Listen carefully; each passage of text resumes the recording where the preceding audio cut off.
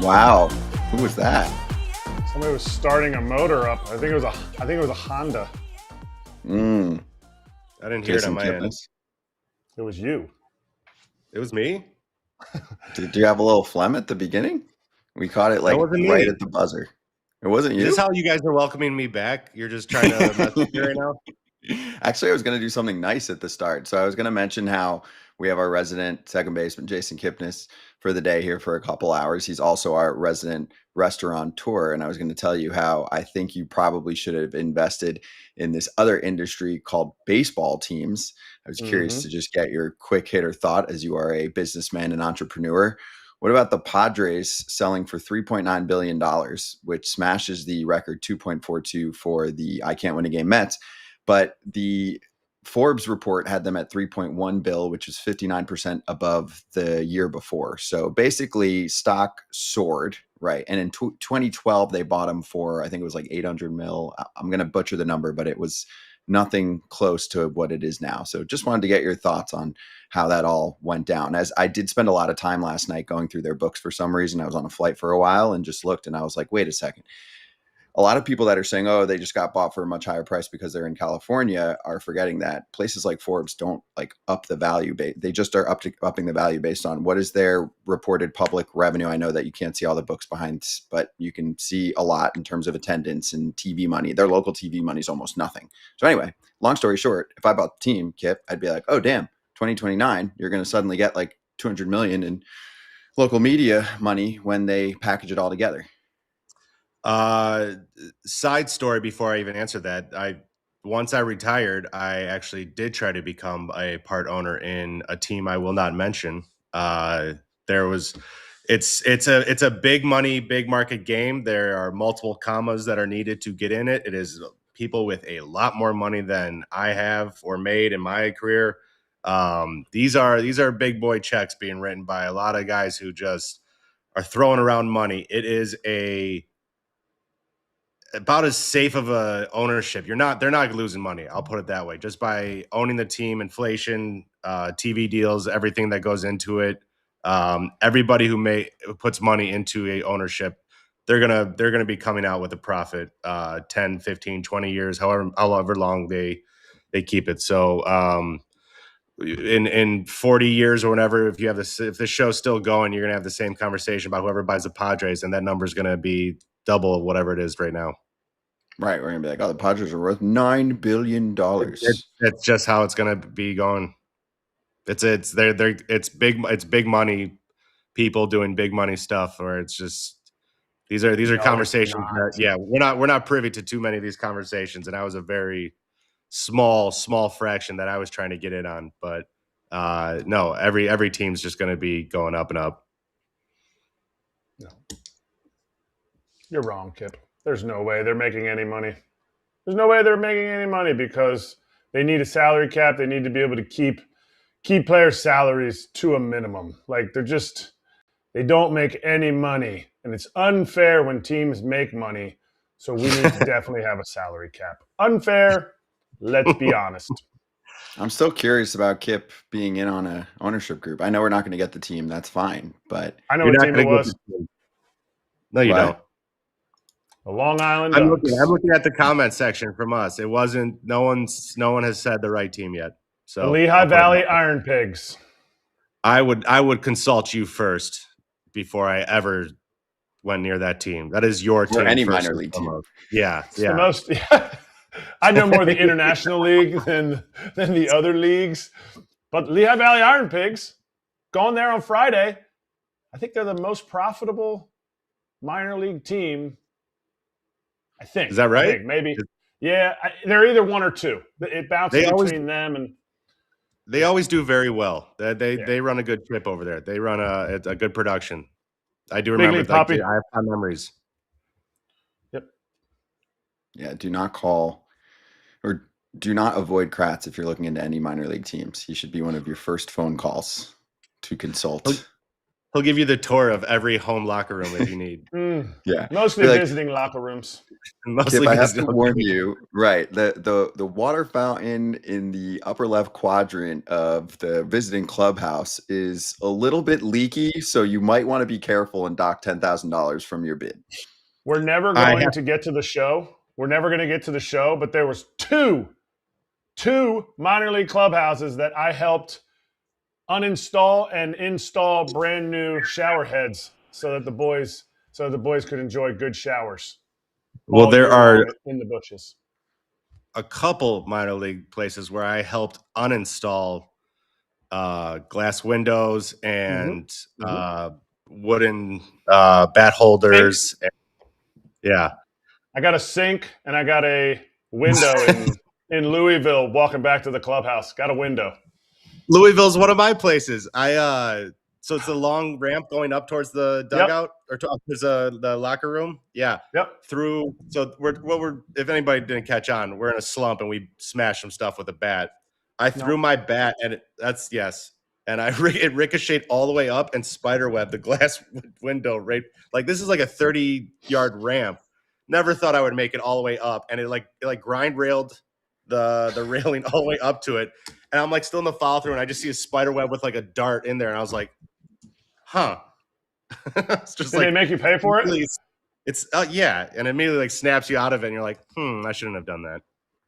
I didn't have to pay for it, and mine was a baseball because I never went into slumps. Okay, how about that, Kip? You have to hit to go in slumps. You have to have at bats. Zachary. Yep. Well, while you guys were stepbrothering, things have happened. Sorry. So let's get to it. No, it's okay. This actually worked out. The 1-minute vamp that I just got here actually worked out perfectly. Oh wait, sorry. Hold on. It might need one more second. We do have one some more news. story. You guys can keep fighting. If you have one, I'll take 30 seconds. You actually stop what you're doing when you break something, or you hurt somebody when you're having a roid rage, and it makes you just think like, man, I'm such an idiot. Such a loser. Well, I still have like a conversation while I was freaking out, and I still have a sense of humor. So I'll be like, someone will be telling a joke, and like my team was so used to it. Cleveland was like Chisenhall would come down there, and he'll just see me. I'll be like bashing these cabinets, and he'll be like, "Were you a little out in front?" And I'll be like, "Yeah, it was a curveball, got me a little bit," and then I'll just go right back to it. But obviously, like they know you so well, and they know how to break you so fast out of it as your teammates and brothers there, that it's like I was still able to tell a joke. They were able to tell jokes to me. I think I picked up Ryan Rayburn's bat one time, and it was just like it looked like someone had already bashed something with it, like it was splintering, it was terrible. Yeah. And he like calls me out, and he's like, "Hey, next time you pick up a bat," he's like, "how about you not use my gamer?" And I'm like in the middle of like a Hulk rage, and I was like, "Ew, this is your gamer?" And like we all just started laughing, other people down there, and so it's good to have a sense of humor. It's bad to touch anybody else's. So if anybody is watching and you're playing, only use your stuff and make sure you're not by anybody, you can't hurt anybody, and you don't hurt yourself. Lonnie Chiselchest. Going with him to Scotland in June to play St. Andrews. Tell him I said hi and don't steal anything. It's a odd, super odd, and we don't have time for that story because we have breaking news. Why he said that. It wasn't towards me. Just got why he said that. Okay, got it. Yeah. Free agency continues. USA Today's Bob Nightengale joining us right now, and you just saw him tweet out how the San Diego Padres have linked up with Lucas Giolito, the last big starting pitching free agent on the market. Bob, great to have you on. What can you tell us? Well, they've been talks for a while, and I think kind of wait for the price to drop down. And I think the new ownership helps. New ownership is probably going to say, you know what, we got some money to spend at the trade deadline. Let's spend it now. And the Padres have won 11 last 12. I mean, tied with the Dodgers right now. I think it's just going to boost that team up. And I think they need some depth there. If they didn't have that depth, I think they might have faded away. This is a nice boost for them. Now we'll see how long it'll take Giolito to get ready. It certainly didn't take Patrick Corbin long. And this is a great fit for him, not only because he would be in the big leagues, but the fact that the bullpen shortens games. He doesn't need to go to a place where he needs to throw 6 or 7 innings. He can throw 4 or 5, or even is there plans to maybe drop him into more of like a 3 or 4 inning role and get him back a week or 2 earlier? Or is it just still brand new news? I still think they need to have him go on a rehab assignment, when they, at least for a few starts. Now, Patrick Corbin came back after missing all the spring training, and he's looked great for the Blue Jays. He's not going long, 4 or 5 innings, but, at least he's a nice example. But we've also seen the other way, too, where guys, particularly pitchers who miss all spring training, struggle. So we'll see what happens. But it's a nice depth at the back end there for sure. Hey, Bob, let's tie this into the new ownership group that's going to be coming in. Sometimes we see ownership groups kind of take their time, get adjusted. It's not even official yet, as far as we know. They have to get approved by the rest of the owners. But, how do you think this group can impact San Diego? It's a Padres fan base that is used to this kind of activity when we had the late, great Peter Seidler running the franchise. Yeah, under Seidler, they spent money wildly. They had the 3rd biggest payroll in baseball, and it paid off. The last 2 years, they watched their budget, and they had to cut payroll just to add some guys on. They're signing guys to minor league contracts, cheap contracts like Marquez and Vasquez, and going from there. And at least now you got a proven commodity, and they're going to give the Dodgers everything they can handle. A year ago, you thought, okay, at some point they're going to have to trade Fernando Tatis because his contract is movable. All of a sudden, it's like, forget that, keep building on. And, why can't this be the year someone knocks off the Dodgers? Is it a thing that the Padres could say they're just too tough to knock off and just ride it out to the playoffs? Not that anybody can just ride it out, but is there a focus where the Padres could potentially make another move? And I'm not talking about like Lucas Giolito's not a small move, but a smaller move where they could still move a Tatis for that big piece that would solidify them pushing all in for this year and the next few years? No, I think Tatis is there now, particularly with the new ownership. I'd be surprised if they even listen to many calls in the winter. He's certainly not going anywhere now.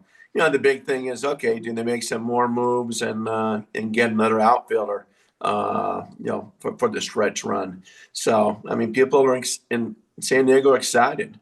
And the Dodgers are just running away with this thing 2 weeks ago.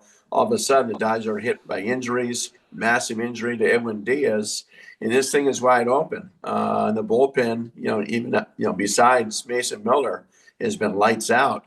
But now you get this kind of pitching depth. Now hoping to go a little deeper in games and save that bullpen. Do you feel like the rest of the world forgets that, Bob?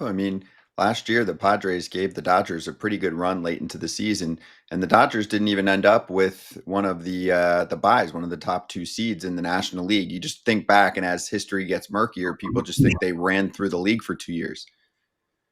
No, you're absolutely right. They could have easily got beat by the Phillies that first round. Remember the young pitcher rookie has a throwing error. Or also going to have Game 5 in Philadelphia. Should have got beat by the Padres 2 years ago. Padres had them down 2-1. Game 4 at Petco, with the Dodgers having a bullpen game and no Freddie Freeman.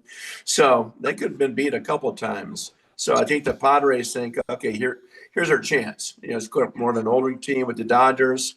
They're starting to get up in age too. Let's see what happens. But I think it'd be a huge series in May. I know it's only May, but when the Dodgers visit the Padres, I think those fans will go ballistic, waiting for it to happen. Bob, you hinted on it a little bit. What are the realistic expectations for Giolito a little bit? How high of an expectation can you have for someone who he wasn't signed in the offseason? And so if no teams really signed him or believed in him, then you really have such a high bar for him when you sign him later in the year. No, you're actually right, Jason. A lot of teams could have used him. Atlanta thought he couldn't help him. They never even got to the point of negotiations. Chicago could use another starter. They didn't, pull the trigger on him. So I think, if he can pitch 4 or 5, maybe 6 innings toward the end, by second half of the year. I think that's good for them.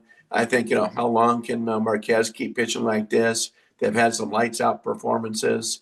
And now it gives more time, too, to Joe Musgrove to get him right. Obviously, Darvish will be out all year. So I think this is much needed. And if he can return to being the guy he was in the second half, it'd be great to have for the stretch run and, give them a realistic chance to go deep in the playoffs once October rolls around. Like you said, it was the Padres and the Cubs, what we originally heard, maybe the Braves. I kind of helped throw that in there. But since we heard about the Padres for a while here, was this ownership change delaying them making this move? Was there it's April, so there's not much of a freeze. Not many moves rarely made, but was there kind of a freeze? Like, hey, let's make sure we get this new group in before we make any kind of sweeping decisions on this? They were in on guys, but it had to be their price. Remember, they were in on Merrill Kelly, but it was all big deferred money. They were on Zach Gallen, who was deferring a ton of money. They shouldn't have the present day money to do it. But you got to think there's some kind of correlation with the new ownership group, kind of giving the nod like, okay, we can add on to the payroll in 2026. Let's not worry about, the deferred payments. We can do it now. So I think just this gives them a stamp of approval that, hey, go ahead and do this thing. Let's be honest, if they can have a nice run and get to the World Series, that ownership's going to make a whole lot of money right off the bat in the first year. Bob, moving on to some other topics, you wrote about Murakami this week in a column. Tell us what you wrote about and how much it looks like the rest of the league miscalculated. For now, I know things can change, the league can adjust, but for now, he is hitting a lot of home runs. Yeah, he's hit home runs in 4 straight games now. 4 homers in the last 6 games. He's on fire, and he's been taking a lot of walks. He's still striking out, just like everybody envisioned. But for just 2 years at $34 million, who couldn't use this guy? Like you said, it's early, but his numbers, very similar to a guy like Kyle Schwarber. He's, everything the White Sox couldn't imagine. And talking to those young White Sox players, he's kind of rubbing off on them and just his diligence, his preparation. They're watching everything he's doing. So if he can hit, over 40 home runs, even if he hits, 210, gets on base, 37, just 40% of the time, it's going to be a steal. He should be easily the, price of admission. I would think at some point too, the White Sox will start selling some tickets and the attendance will go up just to watch this guy if he's in the home run race all year. Is there a feeling around the league through this first month watching him hit that, hey, we were right, but he's just hitting homers right now? Because the league was saying he can't hit velocity over 95 miles an hour. Well, he hit a homer to center over the batter's eye on a pitch that was 98.1. So he kind of dispelled that, but his other homers are all below 94 miles per hour or off-speed pitches. No, I think teams are kicking themselves right now, saying, "Wait a minute, now we could have had this guy for that cheap, only a 2-year deal. That's a steal." So I think they're saying, "No, what? He's making the adjustment pretty quickly." We'll see what he does with the high velocity, but he's, they thought they'd have trouble against the tough breaking pitches too, and I don't think they ever imagined that he would, have this many walks, particularly this early. And the guy can run a little bit too. Will Venable, their manager, was just saying yesterday, like, he wants to steal some bases, and they're kind of calming him down the bases, like, hold off here.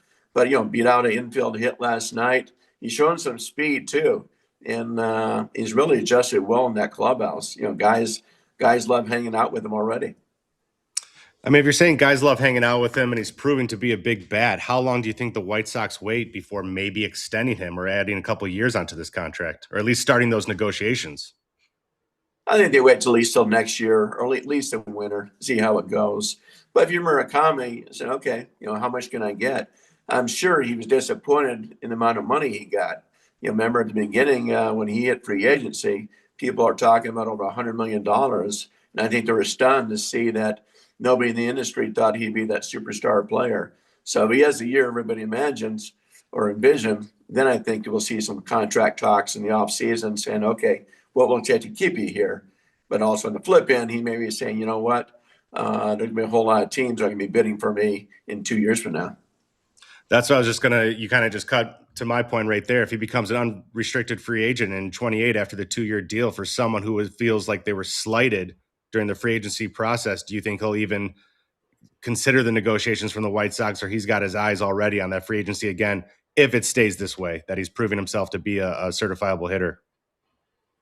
Yeah, maybe too, as far as how he views that team. I mean, is it coming on? I mean, they're making improvements here. They got some nice young players. They're playing some nice defense. So if he sees that, okay, this team can maybe be a possible contender in a weak division a year from now, maybe I want to be part of this. But on the flip end, it's like, hey, why not let 30 teams bid on me and see what I can get? Not going to be not going to be restrictions on him. He's still 26 years old, just coming into his own. And who wouldn't want a guy to hit 50-some home runs a year? And if he's doing that, he's going to be a nice attraction at the gate. Can you compare his starts to other Japanese sluggers that have come over? Not even just the last 10 years, but the history of Japanese sluggers coming over and hitting homers like he's been doing. Yeah, right now it's historic. So, 9 homers in 23 games. It's never been done. I think Ohtani had 5 home runs, maybe 6. Seiya Suzuki, he had a handful, but but nobody's had this kind of start. So for him to do that and do it so quickly, and how acclimated he is, he's getting more and more comfortable. According to his teammates, including Venable, that why not? But what he's doing has never been done. I mean, even the 9 home runs and 21 walks has never been done by any major league player in their first 23 games. So he's on unprecedented territory. Bob, let's finish with the Misery Loves Company group. There are quite a few that have a top 12 payroll and a very slow start, but we'll spend some time on the Mets, the Phillies, anywhere else you want to go. But your thoughts on the slow start for teams like this, and do you think that any moves will be made? I mean, really the only thing you can do this time of year is make a manager change. Yeah, I thought the Blue Jays were being in trouble, but just, saw them in Phoenix. They, won a big game on Sunday, then won the first 2 in Anaheim. I think they're going to be all right. I can't believe the Phillies will keep playing this bad. It's going to help with Zach Wheeler going that rotation. We'll see what happens with Taijuan Walker. But I can't believe these guys are going to keep hitting 170 against lefties all year. I just think he's got too much talent. I think Rob Thompson, is safe. It would be different if Alex Cora was out there, but he's still employed by the Boston Red Sox. And we'll see. I don't think they want to fire, Carlos Mendoza with the Mets, but this goes on, through the Twin Series. Then I think they're going to have no choice, but hey, we got to make a move. And I think Mendoza would understand that. It's like, when you lose this many games in a row, I deserve to take the fall. Who could they move to? You said if Alex Cora was out there, do they bring a manager that's not on the staff in? Because if you just bring an intern manager in, essentially you made the manager change all his coaches, and so you're just bringing in somebody that was already there watching the exact same thing night in and night out and not scoring. Yeah, I mean, Carlos Beltran's a natural choice. It'd be interesting. I mean, he's got the Hall of Fame stuff this summer. They'd be missing, at least 3 games in July to be at the Hall of Fame while the team's playing. There's guys out there. I don't know if you'd be considering a Davey Martinez, who never even got a phone call this winter after he let go. Brandon Hyde is still out there. So, but yeah, I'm not sure you stay on the staff. It could be Beltran, but outside him, I'm not sure you pick another guy on that coaching staff. Well, Bob, good stuff. Wow, perfect timing to have you on with the Lucas Giolito news at the top. It was great to catch up with you. We'll catch you soon, okay? All right, my pleasure. Thank you, guys. Take care. Thank you. You too. Bob. That's Bob Nightengale, USA Today, and the like, our insider, and we'll be right back. There are more than 70 4,000 events listed on the SeatGeek app. So if you're looking to do basically anything this spring or summer, there's one place to go. Yeah, SeatGeek has all the concerts, baseball games, World Cup tickets, whatever you need is on SeatGeek. Trust me, I'm going to be hitting some concerts and some festivals this summer.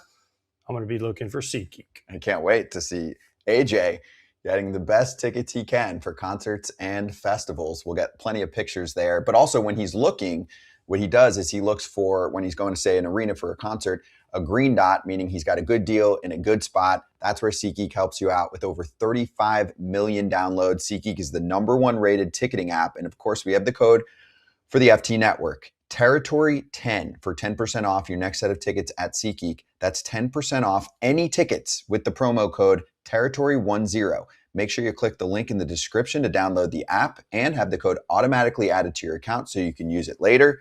Props to SeatGeek. Charging the mound. All right, we're charging. We're talking about the Cubs. They've won 7 games in a row.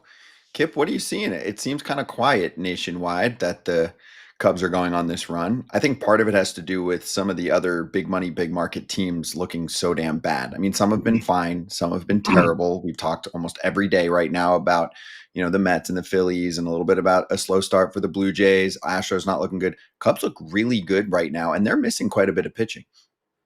They are missing quite a bit of pitching with Kate Horton going down and some of these other guys. I think Boyd's coming back here shortly. So I do obviously marquee with them a couple times. Right before this win streak, their problems were they were not hitting with runners on scoring position. They were 1 for 30, I think, for a series. So that was the problem. The silver lining through it all is that they were still creating opportunities. They were still getting guys on base. They just were not cashing it in. Now, to combine with that good pitching a little bit, you're starting to see this offense cash them all in, and that's how this win streak's kind of come about to be.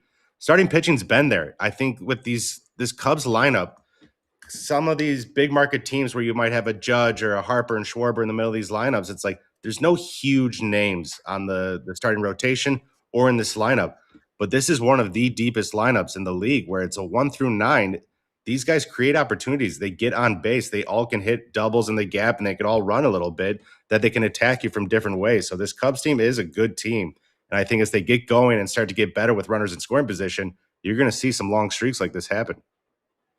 I think one of the things that this team has done, and you see it in all of their long-term extensions, they've paid for defense.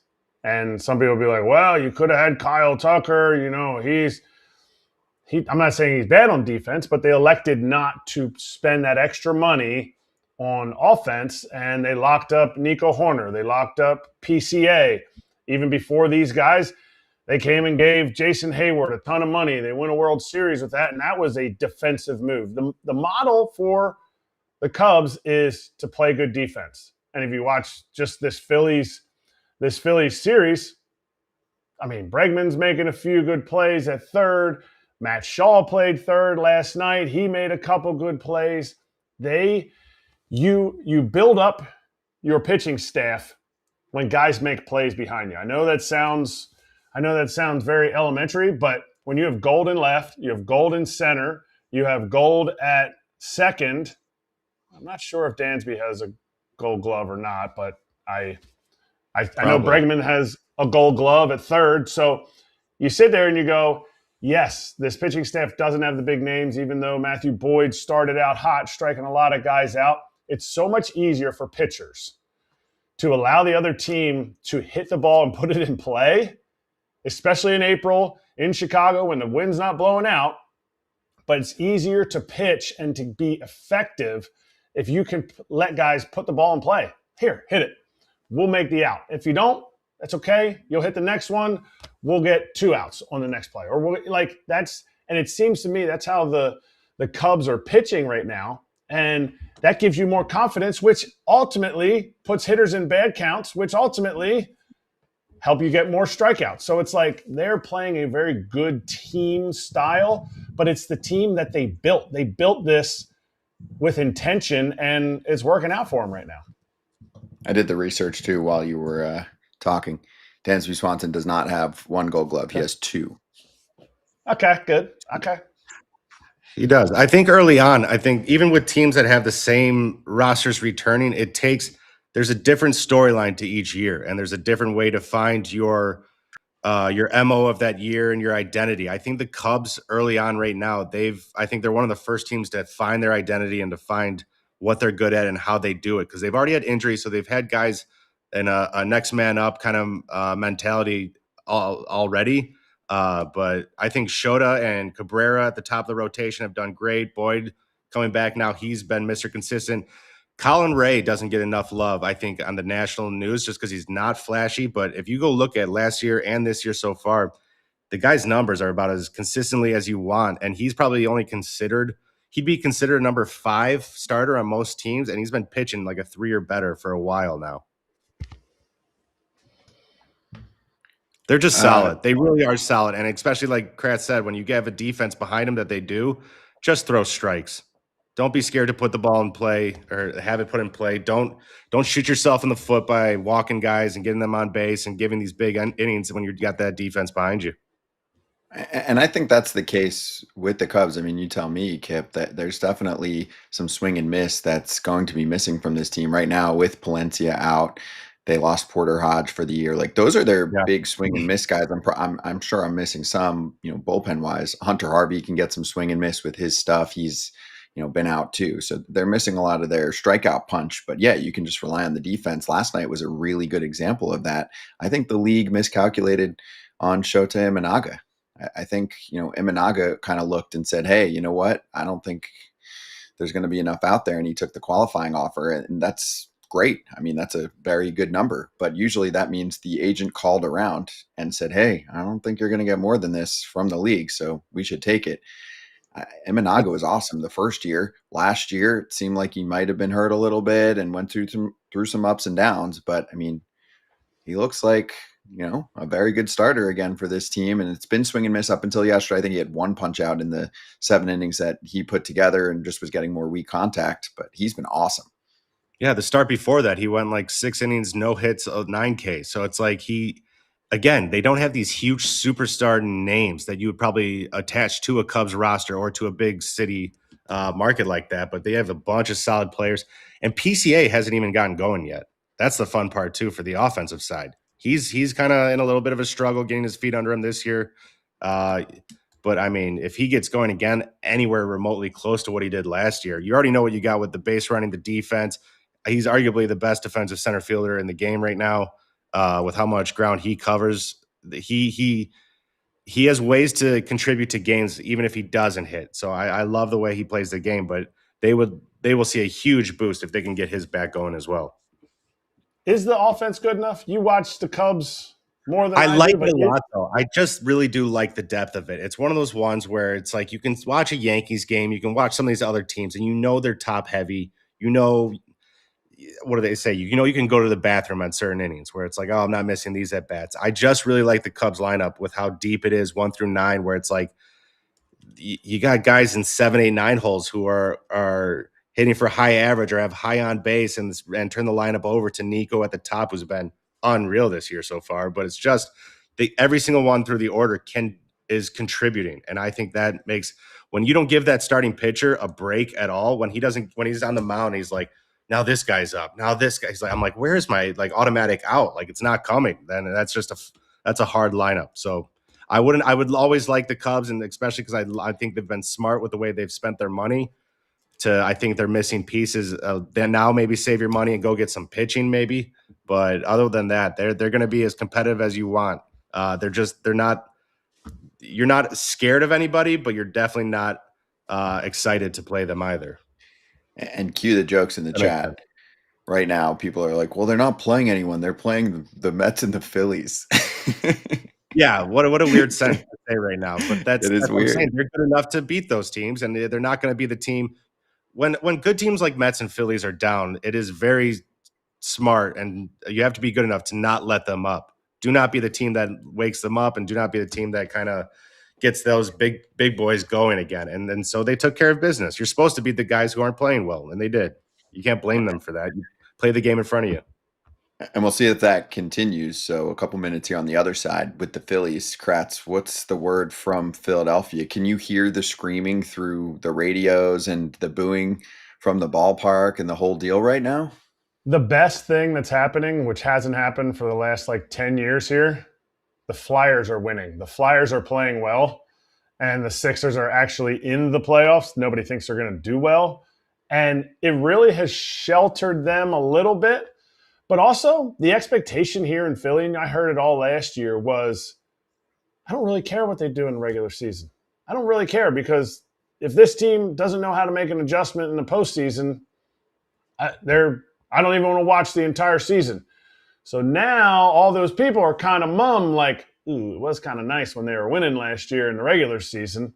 And so they're not the first ones on talk radio to jump in and be like, oh man, they're cooked, because they're the same people who are saying they were cooked last year and they had a 8-game lead in the division. Oh, they'll make the playoffs, but now they stink. They're the worst. Now they're all like, oh crap, this team actually is not doing well. And I said it yesterday, I'll say it again because I watched part of the game last night.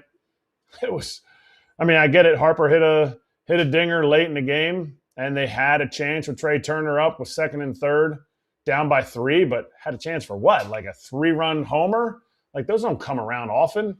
It just is something that most of the lineup is an out. And unfortunately, it's like a quick out for the Phillies. I think the average is 163 pitches a game. And I think the Phillies are seeing 140 pitches a game. It's like take strike one, swing it the next pitch, and put it in play weekly. So it's something that this offense needs to figure out. I get it. The pitching's ERA isn't great, but this is an offensive thing, and they need to turn it around quick. It's getting late early. I'm going to ask the same thing I've been asking you for years. Are they stale? Should they have done something more drastic? No? No. Okay. They should have gotten Murakami. They should have gotten Bo Bichette. They should have pushed harder.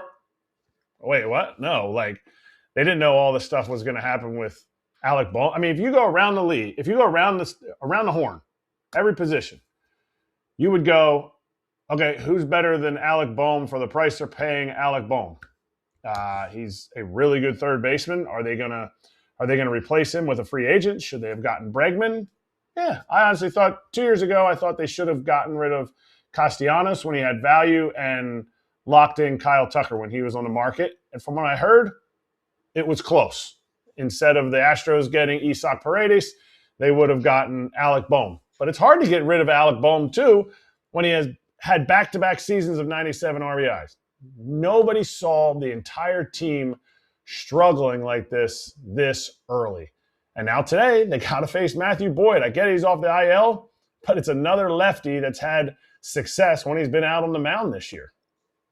Yep, good call. Hey, we're going to get to the team leading the NL East. A little blip for them, but mostly they're sailing. We'll be right back. Support for today's episode comes from Square, and they've got big news. During Square's biannual releases event, they launched a wave of innovative new tools to help local businesses run faster, smarter, and more profitably. Square is awesome around Orlando, where AJ and I live. We go to the farmers markets around town. I go to the one near Lake Eola. It's awesome. I use Square to pay with my phone. I get the receipt right away. It's great. And so many businesses, not just small businesses, use this. So many restaurants and businesses I walk into, not only in Orlando, but all over the country, have these, and you just use your credit card, pops out a receipt, emails it right to you. It's so fast. It's so efficient. It's so hassle-free. It's one of the great things that you have going. Square launched its most powerful tools yet, designed to give local businesses a competitive edge without the complexity. If you're ready to sell smarter, run faster, and stress less right now, you can get up to $200 off Square hardware at square.com/go/foul. That's square.com/go/FOUL. Run your business smarter with Square. Get started today.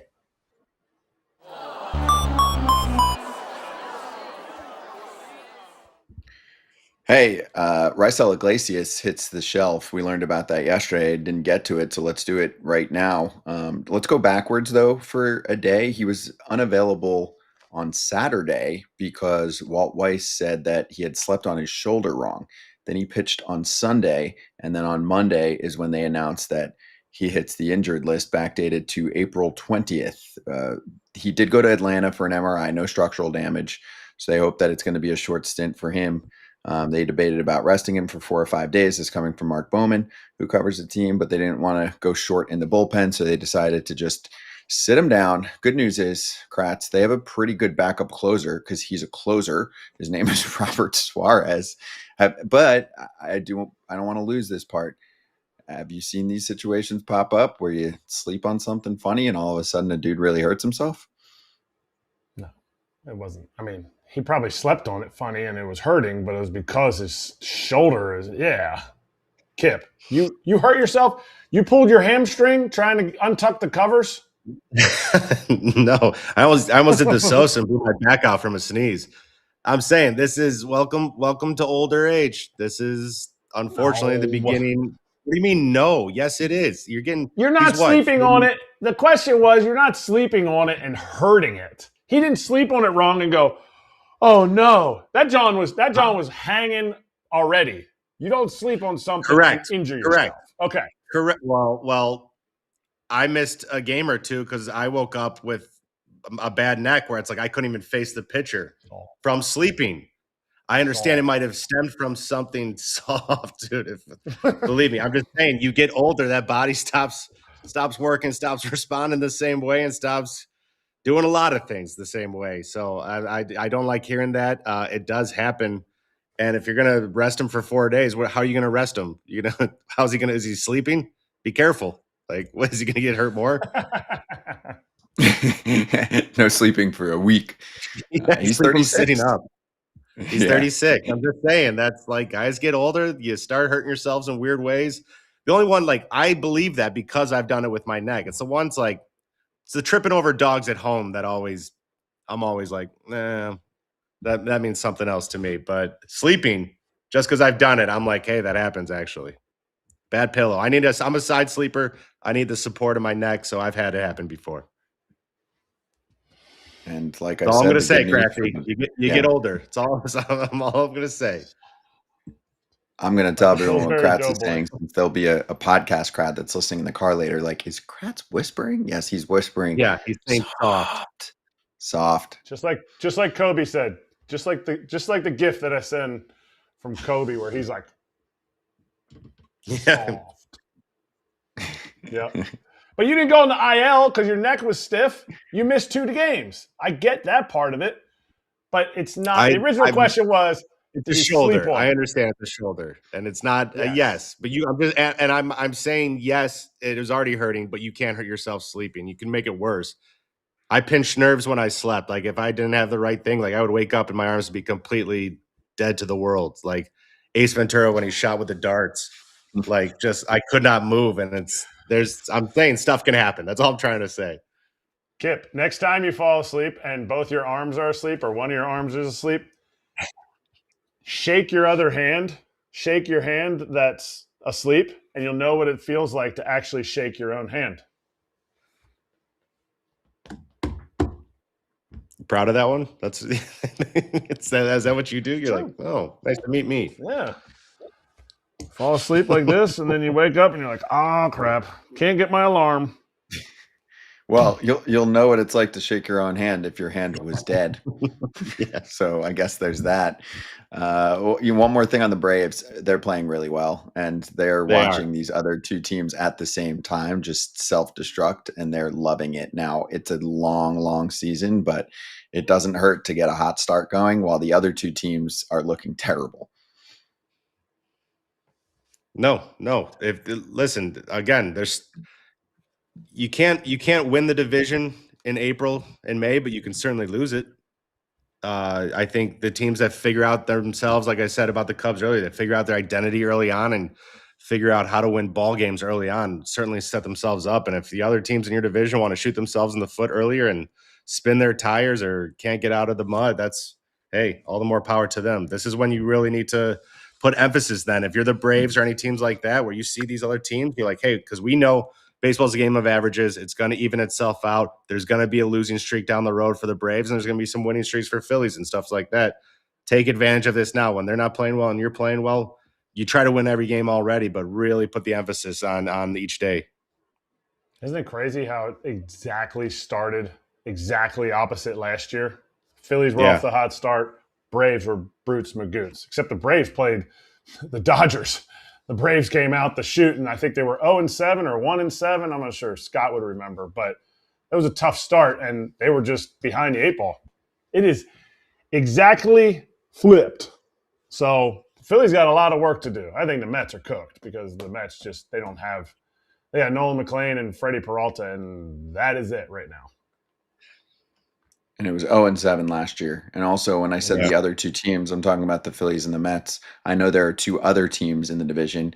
Sorry, I'm not putting my money on the Nationals doing a lot of damage throughout the entire season. It's been a cute start. And the Marlins might hang around, but I don't see them as a playoff team. I think the expectations were decently high for the Mets and the Phillies. So just rounding up the division here. And then let's move to the AL East. We're going to talk to Aaron Boone, Yankees manager, soon. But before we get to him, let's talk Orioles for a moment.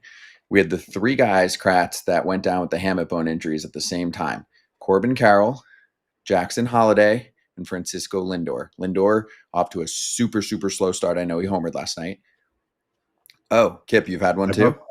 Yep, there's a scar there. All right, so then we're going to go to you first. Jackson Holliday's still out. You know, he struggled at one point. You know, his dad Matt went on our Cardinal Territory show, which he is a co-host of, and talked about how he felt like he might be overcompensating with the other hand. So talk us through what young Jackson is going through. You know, a much younger player, not too much younger than Corbin Carroll, much younger than Francisco Lindor. You know, you're trying to get yourself going with a full season of baseball, and he had to leave the game after this swing yesterday. So I still remember when I did it. It was actually my last at bat ever in a Cleveland uniform. I was still going through some changes. I used to hold it. I'm going to raise it here. So I used to hold it right there. I was trying to, I don't know whether just to make changes so I could get better because I wasn't hitting for high enough average. And I dropped my pinky down here a little bit or to like even. And that started to put pressure on the hamate that was not used to it. Like my hands were formed for my regular swing. And now I had switched to that. And if anybody doesn't know, or if they looks at a scan, the hamate's almost like a hook, and right where this line is, the knuckle, that's where it cracks. And they basically just saw it straight off. You don't really need it. So that's what happens for the surgery. And it takes a little time to get back power. It takes a little time to get back comfort. It's just annoying. It's not a painful process after the surgery's done by any means. It's just rhythm and kind of strengthening the muscles in your hand to kind of go back to where they were because you're not allowed to use it for a while when it's in a cast or anything like that. But he's so young that I don't think it's just going to be a blip in the radar because I still think he's a good player and I still think he'll make his way back up and be a good major leaguer. But I think it's just frustrating because he was already struggling a little bit. He was already going through where I was called up and I had this big title and I want to be in the big leagues. And now I'm back down struggling and then I get hurt too. And like you see at the bottom of the screen where injuries just suck. They really do. Everybody's injury is different. I get it. 3 guys had it, but Lindor's wasn't actually broken. He had an issue and they went in and just took it out. So his healing is going to be different than Corbin Carroll, who may hold the bat a little bit different. They're all a little bit different, but he's clearly in pain in that video, and he was dealing with it for the last few weeks, but I think he was trying to play through it. Yeah, and luckily for the Orioles, I mean, they're seeing some success from some other players. First of all, Jeremiah Jackson looks ridiculous for them so far this year in the first month of the season. That's been a great find. So, you know, they've had some other players stepping up in Jackson's absence. But, of course, this is a guy who was at one point a number 1 overall prospect in baseball. He's still super, super young. You just want to see him on the field. And, yeah, the hand issue for him right now, you know, after leaving now twice during games on his rehab assignment is certainly a little bit concerning. All right, let's continue in the AL East and get to our next guest.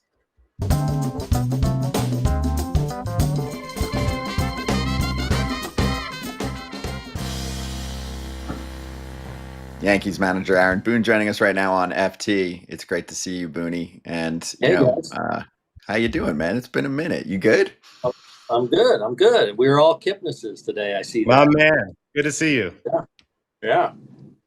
I'll lay that bat back. Back I was just trying to show him. Thank Some you. of it works. Some of it still works. some of the time. I missed that. Hey, Booney, I like your outfit right now, but I'm wondering if there will eventually be some alternate outfit that you get to wear. I saw that little news trickle in this morning, and it's fun to talk uniforms. So do you have anything for us? No, I mean, that's just one of those things we've talked about loosely over the years of, do we consider it on some level? So, you never know someday, yes or no. Well, I don't know. I don't have any expectation really one way or the other. I mean, I love our New York blue jerseys, but whether that comes one day or not remains to be seen.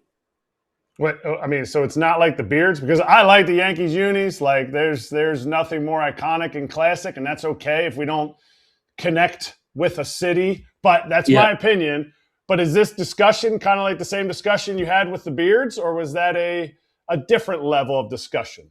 Yeah, I don't know. That was probably obviously became more intense and more focused and got a lot of people involved. This is just something that's kind of been talked about over the years. Like, different people have brought it up. And so I think the fact that it's a story is just one of those things that it happened to be a story now. But it's one of those things we've, again, loosely talked about over the years. So you never know. Talking about some of the guys who wear those jerseys, let's get off to one of those guys who are in a very hot start, Ben Rice. What can you tell us about him? Because he looks pretty good early on so far. Yeah, he's I shouldn't say turning into, because I feel like he was starting to turn into this last year, but I think he's one of the really outstanding hitters in Major League Baseball. Like he's, it's real good power, really good plate discipline. He's really dove into first base after coming up as a catcher, and I feel like continuing to make strides over there. So he's been awesome. He is we think going to be one of the outstanding, middle of the order hitters in this league now for a while.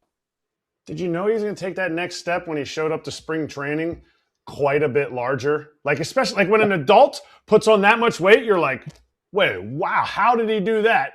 And because he already had the good hitting skill, but then that extra weight really elevated, the power part of his game. Yeah. So in 24, he gets called up for us and had some success, but also had some failures too. But he was hitting the ball hard and showing all the signs of being a promising hitter. And then, like you said, fast forward to 25 spring training, and it was noticeable. Like his whatever 15 pounds he put on, it was noticeable. It was just rugged. And last spring in 25, like from the first spring training game on through the season, like he was killing the ball. I mean, just repeatedly hitting the ball hard time and time again. And last year, I think famously, hit into a lot of tough luck. Like he, hit the ball hard all year into some tough luck, but still had an over 800 OPS and hit whatever mid-20s homer, got 530 plate appearances, really established himself as a really good hitter. And now I think with his experience and with his knowledge and with that hitting skill, like he's just continuing to get better and better all the time. It's exciting. All right. I have a two-part question, but the one's really quick. I think you'll answer pretty quick. Can Ben still catch at the big league level? And can you play him 162 games? Because sometimes you get you always get a lot of flack when you have him on the bench. And is 162 games even like a realistic goal? Because this guy could be an MVP type of player if he continues hitting like he is. Yeah, 162.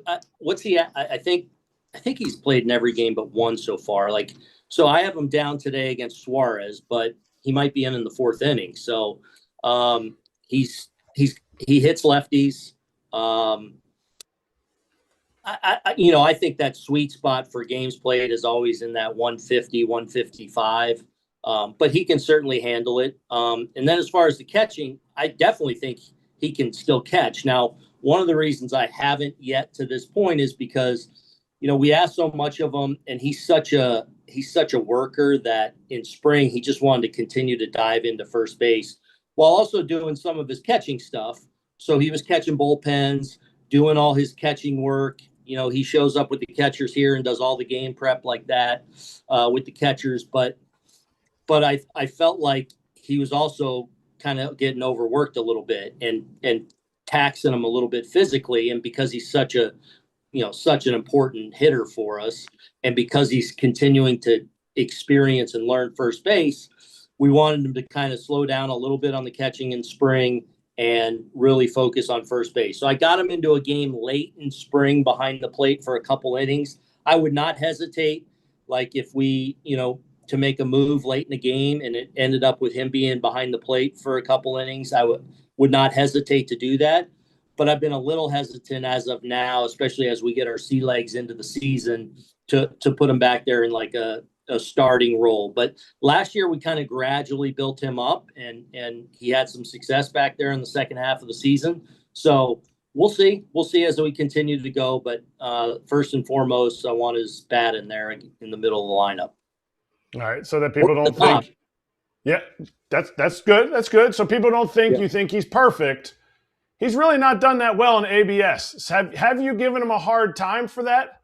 And why the heck is Judge not challenged more? I thought the ABS was like the Ohtani rule, which we'll get to later. I thought ABS was made for Aaron Judge because they used to crush him on the bottom part of the zone. So first, Ben Rice, do you give him a hard time? And do you tell Judgy, hey, start using it a little more, big guy?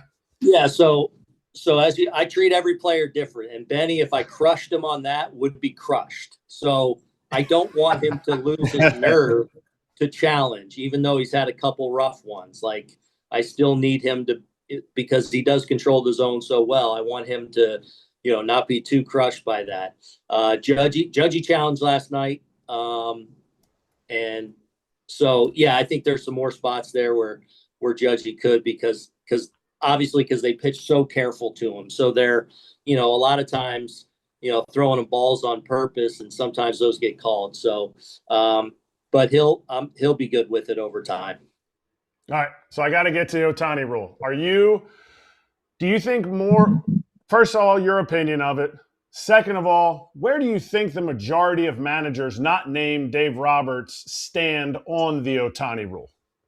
Yeah, I think it's okay. Look, he's a unique player, obviously. And I think I haven't sunk my teeth into it that much, honestly. Like, I saw Craig's comments. But I think I'm okay with it. I think it's, ultimately probably been a good thing for our game. Okay, fair. Hey, let's swing it back to the Yanks. A couple guys that should be back somewhat soon. We'll start with Volpe since he just homered. What do you expect from him? When do you expect him? And is there any concern about a player who is coming off of a shoulder surgery and how they're going to perform? I know that can get tricky for really any position.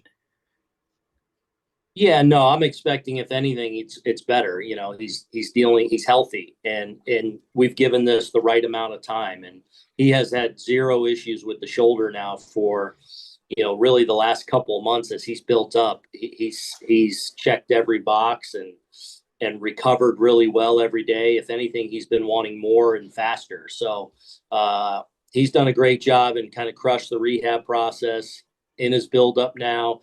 I would say, he started with AAA this week. He was in AA last week, where he got 3 or 4 games. He'll play back-to-back again. I think he's getting 5 games in this week, like that 5 to 7 innings. Maybe by the end of the week, he'll pop a 7 to 9 inning game. So kind of like spring training, and then we'll see where we're at the following week as far as getting a little bit of more. The one thing he's done is, even leading into his rehab, he got a ton of at-bats down in Florida, live at-bats, where, he had over 50 at-bats before he even set foot on the in a rehab game. So that's been good. So he's gotten a lot of work, but probably, realistically still, 10 days, 2 weeks away, I would think. Is it something that when he comes back, he's full go? Or is it when you bring pitchers back, it's like, okay, he threw 70 in his last outing. It's time to bring him in. And because at shortstop, you want his Gold Glove defense there. But then if you're mixing in other guys 4 out of 7 days, how does that work for you guys? And do you just bang that all out in the minor leagues and say when he's ready and he's the guy to go? Yeah, like when we bring him, I want him to be ready to pretty much go every day. That doesn't, now I treat April a little bit different with some of our guys. You're still building up that kind of five in a row, 8 in a row, 13 in a row that you inevitably have. That's still a little unique. So I try to be mindful of that with some of our guys in April. So I'd probably treat it like that a little bit. And we got a guy named Caballero on our team that's really good, by the way, that I have no problem throwing out there. So, yeah. So when he's ready to come to us, he'll be built up and pretty much ready to go. But a little bit of that final buildup still exists that first month of the season. How about your starting rotation? I know you'd be excited to get some of those guys back too. What can you tell us about Gerrit Cole and Rodon? How far away are they? Yeah, so Garrett's throwing tomorrow. I'm sorry. Tomorrow, he threw his first rehab start for AA last week, and then he's slated to go tomorrow in Hudson Valley, our high A team. And then Rodon will be on Friday for Hudson Valley, our high A team. Carlos is probably a little ahead of Gerrit. So, Garrett's still, a little slower, more disciplined with his buildup. Carlos is a little higher pitch threshold right now. So, probably a few weeks for Carlos and probably a little bit more than that for Gerrit. We'll see. But, we're not going to certainly rush anything, especially with Gerrit. We want to give it that full time. Sure. But someone who has been holding down the fort for your starting rotation so far has been Cam. Schlittler's been unbelievable so far. How would you say, I know he's been dealing with the social media stuff with that whole Boston thing and all that. How would you have been dealing with it back in the day if social media was around when you guys were playing? And what do you tell him then? Basically, you're just like, hey, the best way to silence them is just go out and pitch well, or what are the combos like with him about it? The combos are like, let's be careful. Let's get off of it. Let's lay low a little bit. All right, Cam. As far as he handles it great. I mean, it doesn't affect anything he does. Like, if anything, it fuels him a little bit. But he's a very talented, obviously very good and skilled pitcher. But he's also very confident and a very competitive kid. So he handles it all really well. And but that being said, let's slow it down a little bit. All right, buddy. That's not your area. You don't need to take care of the social media for them. They can handle it. Let them be. That's the new rivalry. That's the new Yankees Red Sox rivalry. Which is my question. Is it the same as when you played? Because you're in it right now. You're in the city of Boston. You guys rolled in. It's still a little cold. Do you feel like that rivalry is the same? A little cold. It's cold. Okay. It's freaking freezing. I get it. But Giancarlo made it a little bit hotter last night. But my thing is, isn't this the new place that the rivalry kind of plays out a little bit? Maybe. I mean, I always feel like it's big when we come. Like I've known Boston's on that schedule. Like in my world, my job, like you're so consumed with the day, but you also know, hey, we're going to Boston. We're going to Fenway next week. It's like, so it's always on your radar. It always feels big. It always feels exciting, all those kind of things.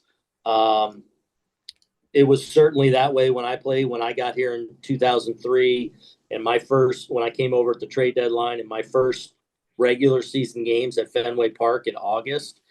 And Tim Naring, who's with us with the Yankees now, at the time was with Cincinnati, told me, hey, it's a different animal, that Yankee Red Sox thing, especially now 2003 was peaking, right? And he was right. It was pretty intense, but I feel like that way now too. Hey, last one for me, and then I think Kratz will finish with a fun one. Booney, have you had conversations or just even like a positive text vibe to Carlos Mendoza, your buddy, going through it right now? Like, how much communication goes on besides just some words of encouragement when you have good friends in the industry that are going through the losing streaks that almost everyone's gone through, but it's early, it's grabbing attention, it's New York, high payroll team, the whole deal. So it is like the sky is falling across town. Yeah. Yeah, obviously Mendy and I are very close. So we're usually in contact. He's one of there's probably, 4 or 5 managers that I keep in kind of regular touch with, that we check in on each other. Like I have a real reverence and respect for the fraternity. And then within those, that fraternity, there's a few guys that are really close to me and close friends. And I would put Carlos in that category. So typically we talk every few weeks. I talked to him a few days ago just to, obviously check in and, talk, just be supportive and whatever. So obviously they're going through it. I understand that, especially in New York, it's a challenging time for them. But I also know what a talented guy he is, what a great guy he is, and that he's also, cut out and equipped to handle all of it. So, just kind of offer a little support but he's great people and I think a great manager. Booney, a video surfaced, and I want to go back to the days when I played for you. You were my manager. The only time you ever put me in the game besides catching was to pitch. Is there any chance, who had a better chance to play third? Aaron Judge, who was taking ground balls there, or me? Judge. Ooh, I'm saying, Kratzy, I might have thrown you over there. I have a feeling Judge might have done it better than you, but I would have thrown you out there at third. I would have thrown you out there at third and let it rip. This keeps me going. But could Judgy play an entire game at third base with or without you losing your job? Well, we're not going to find out. Okay, good. Okay, we're not going to find that out anytime soon. So every now and then, Judgy likes to, sometimes, in spring, I'll say, hey, go get a first baseman glove, throw it on. We got some media members over there watching. Whatever. So obviously, he takes a few grounders with the fellas, and that's going to get some attention. That's fun. Yeah, exactly. Get the headlines rolling. Kratz has a cannon, so I believe in you, Kratz. They just would have to hit it right to you, but otherwise you'd be great. Booney, great to catch up, man. It's good to see you. We appreciate the time. Yeah, you bet. Take care, guys. Good to see you all. You too. Yes, good luck, Booney. You too. See ya. Kratz has a cannon? People, life is expensive. So you should start looking at things that are unnecessarily expensive, like your phone bill, and say, is there a better option? Mint Mobile is a better option than if you have other companies, especially when you have kids like me and you have everybody and their brother on your family plan. Mint Mobile will give you a cheaper option with the same coverage. Yes, and some wireless bills are crazy with the bogus fees and the free perks. They are not free perks. They cost you more in the long run. So just go to Mint Mobile, check out what they have to offer. All plans come with high-speed data and unlimited talk and text delivered on the nation's largest 5G network. If you like your money, Mint Mobile is for you. Shop plans at mintmobile.com/territory. That's mintmobile.com/territory. Upfront payment of $45 for 3-month 5GB plan required, equivalent to $15 a month. New customer offer for first 3 months only, then full price plan options available. Taxes and fees extra. See Mint Mobile for details.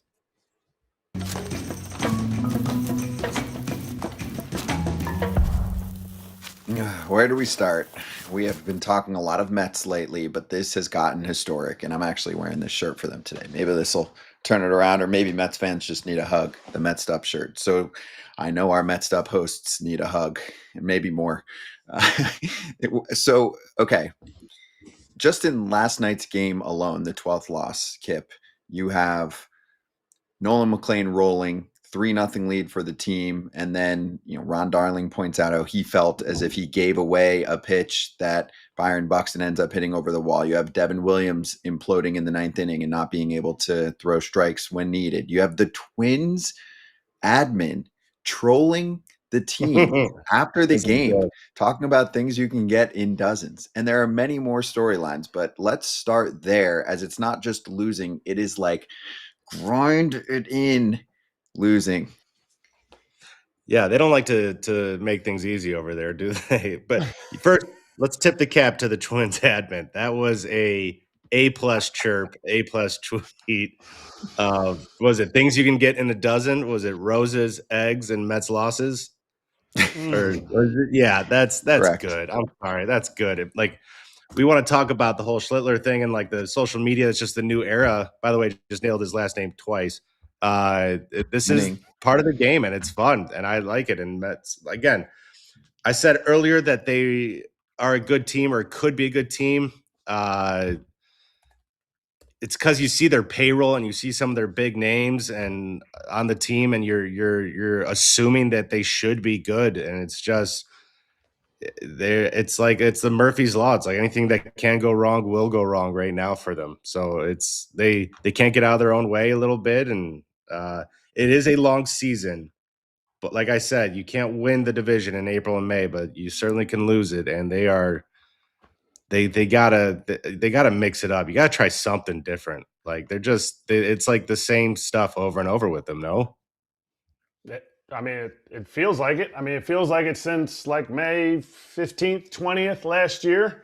But you said you have to assume because they have a high payroll that they're going to be good. Like, and you know what assuming does? Makes an ass out of you and me. And right now, they're making an ass out of the fact that this roster is not playing well together.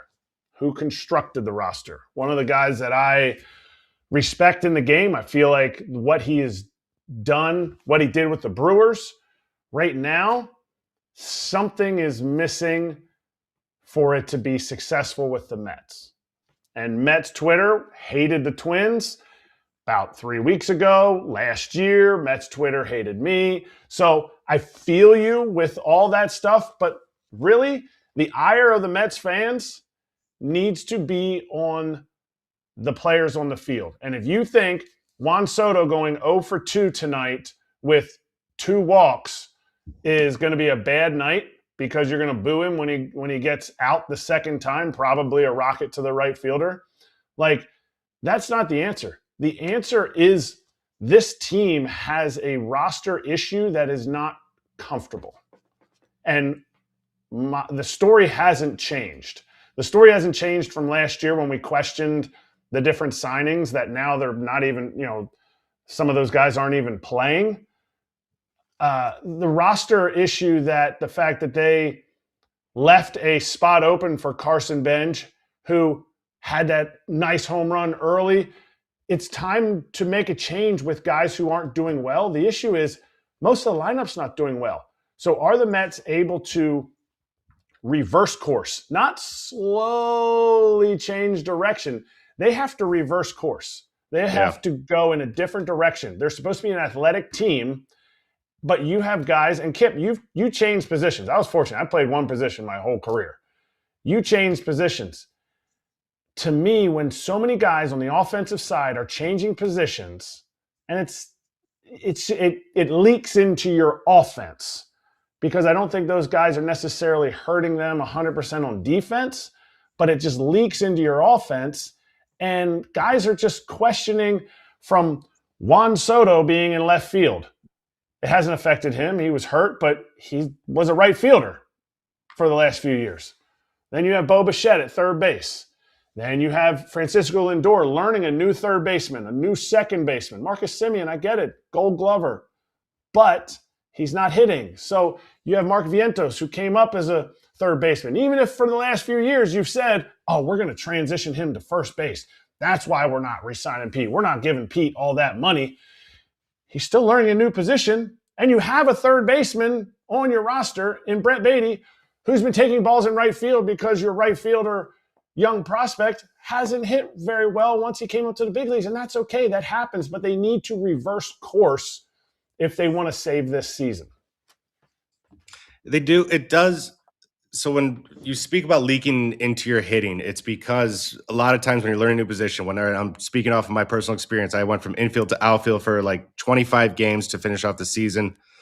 Your pregame routine is thrown off because your pregame routine now is spent taking extra reps at the new position to get you ready for the game. And you might have normally been in the cage hitting during that time. And so you're not concentrating on the offensive side.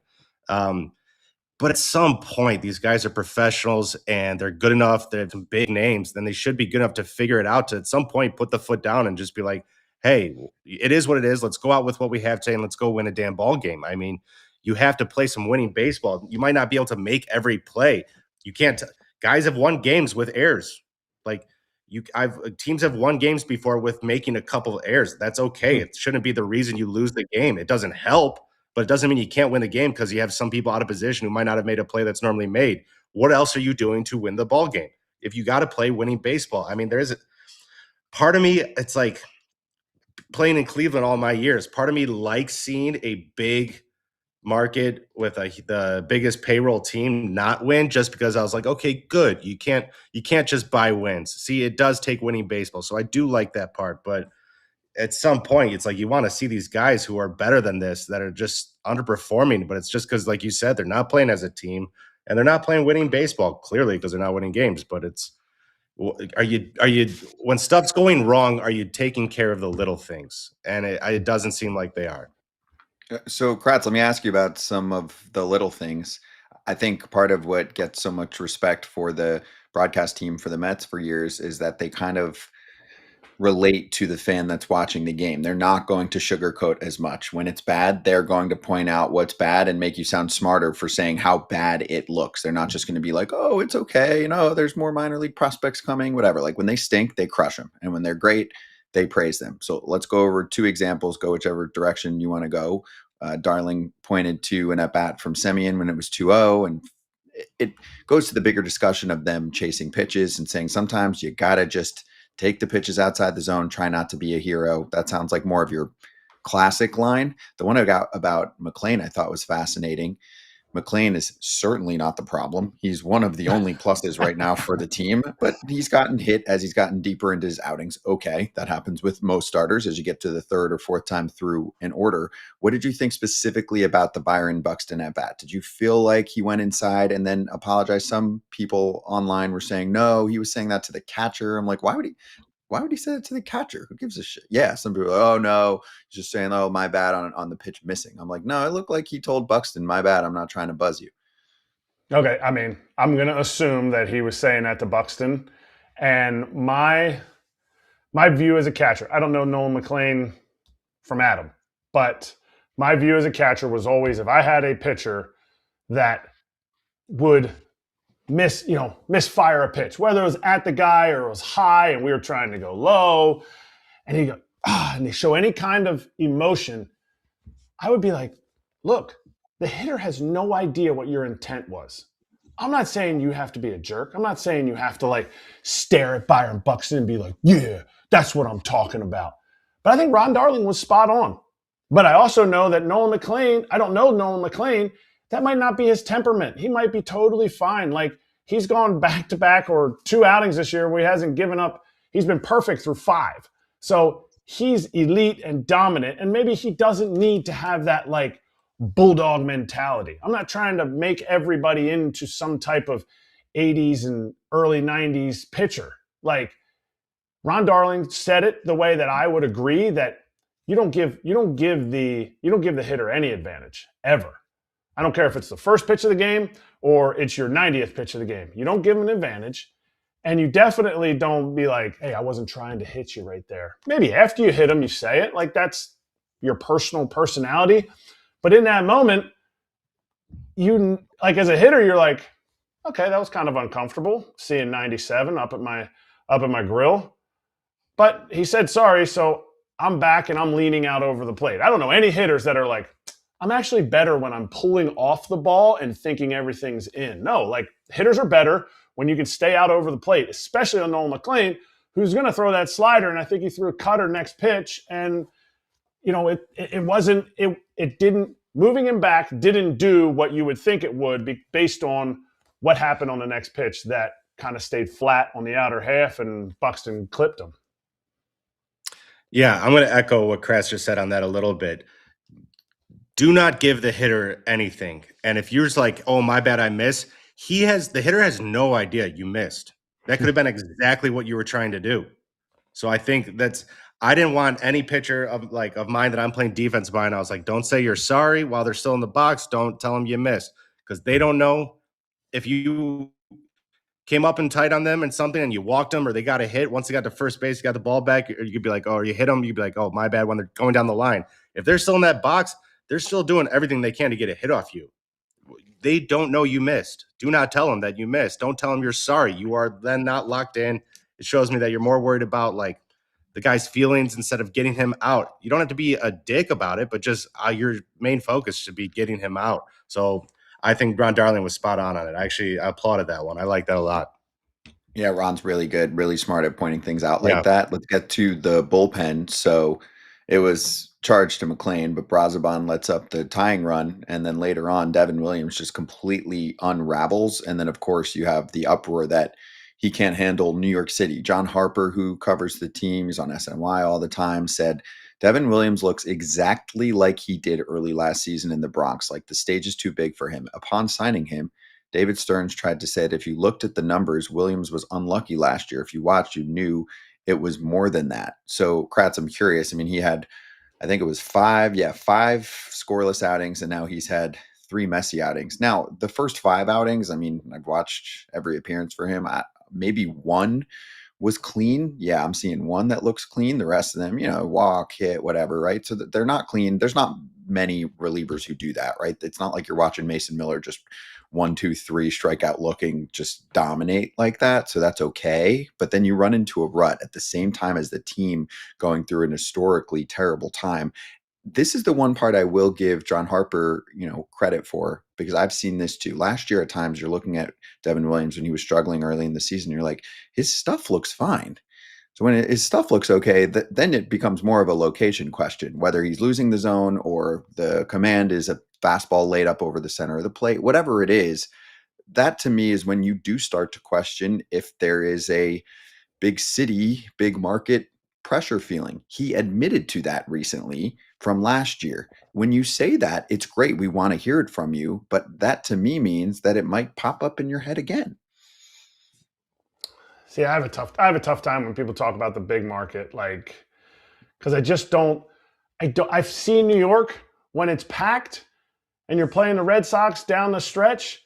I've seen New York during COVID and there ain't nobody there.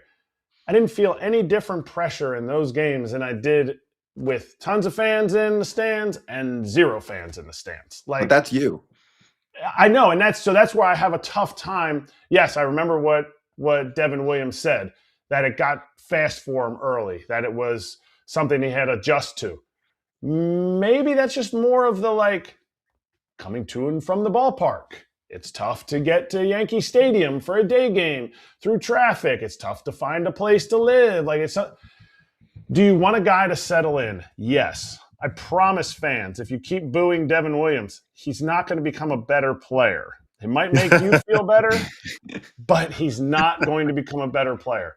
And if people say, well, every time I watch him, he's always walking a ton of guys. He's always running a tightrope.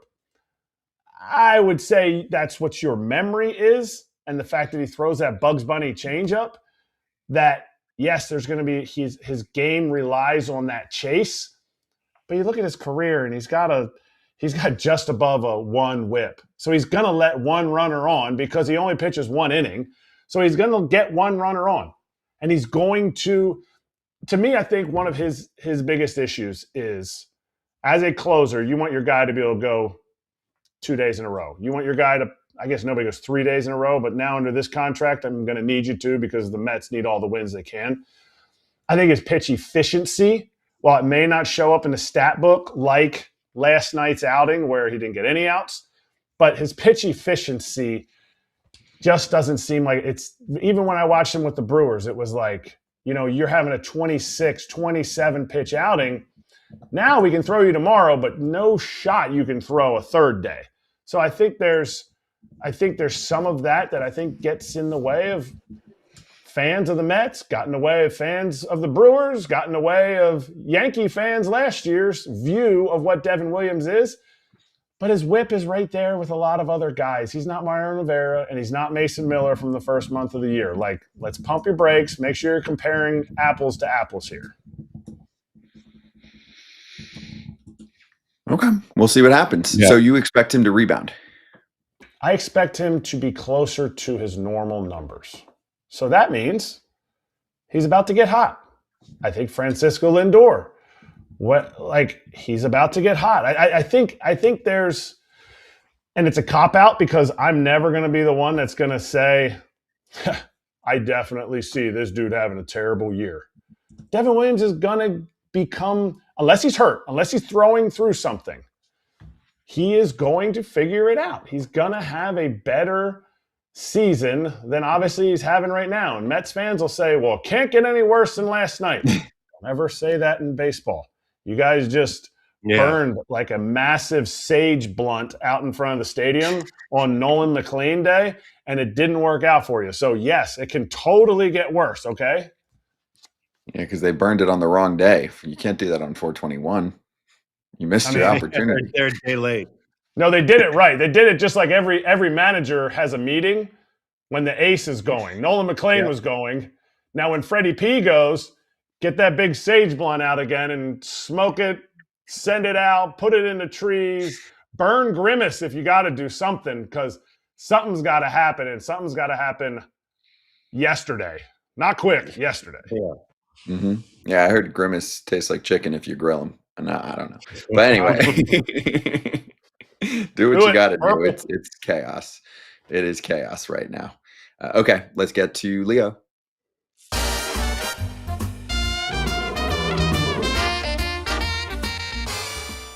BetMGM Locks. Let's do this. Yesterday, the Reds made it easy for me. They pounded the Rays. A lot of power from that team. I mean, things are going well when Ke'Bryan Hayes even went long for Cincinnati, 2 for Ellie. AJ's parlay lost, but Kratz, look at you. Randy Vasquez sneaking you a little hooky, right? You got to 5Ks, and the Padres won Glad I nothing didn't win. go 5.5. Appreciate you, BetMGM, for being able to make that 5, John. Man, Randy Vasquez.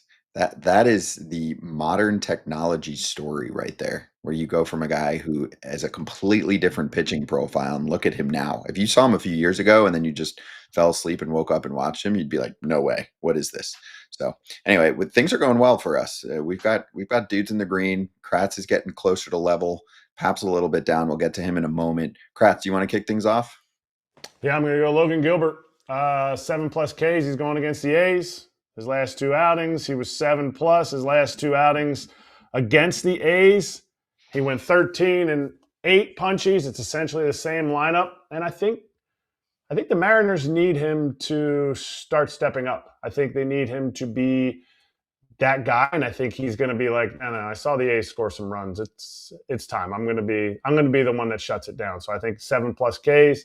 I think it's coming out at -110 or -118, so I'll put 118 down to win 100. There you go.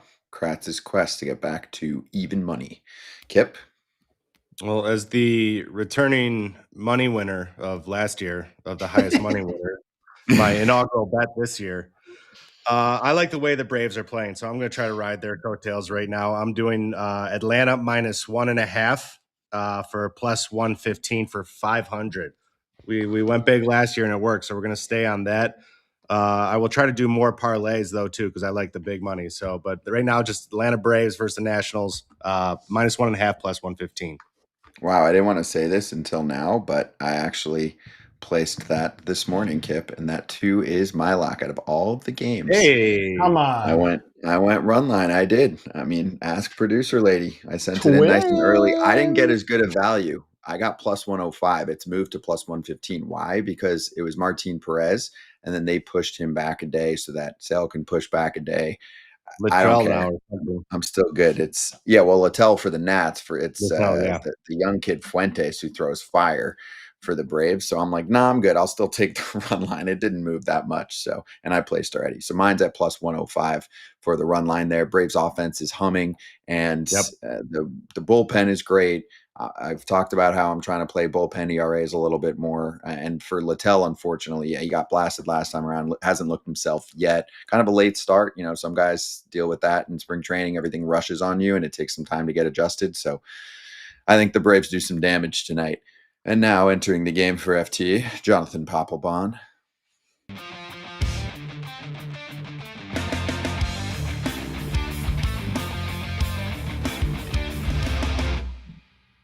FT Nation, what's up? It's your boy Parlay Pap coming to you today on this beautiful Wednesday.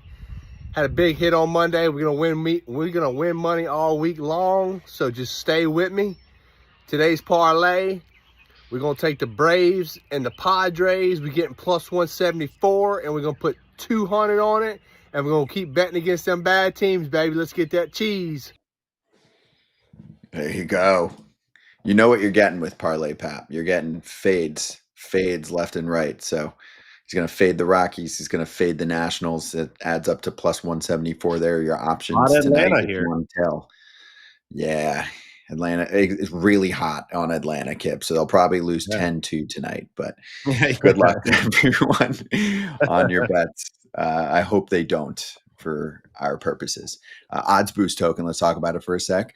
You can score a bigger payout. You know what to do. You listen to the show every day, or even if you don't, BetMGM hooking you up with your own. It's an MLB odds boost token. You can get it all season long. It'll pop up in your account. Just add any MLB bet to your bet slip, activate the token, lock it in. If that bet hits, you cash with a bigger payout. Gambling problem or concern? Call 1-800-GAMBLER.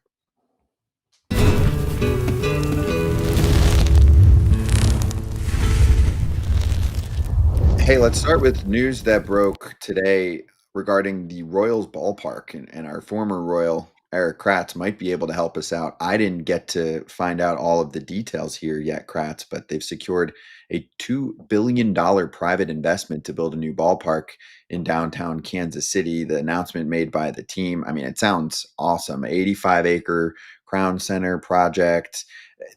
They want to create more of the buzz all around the park.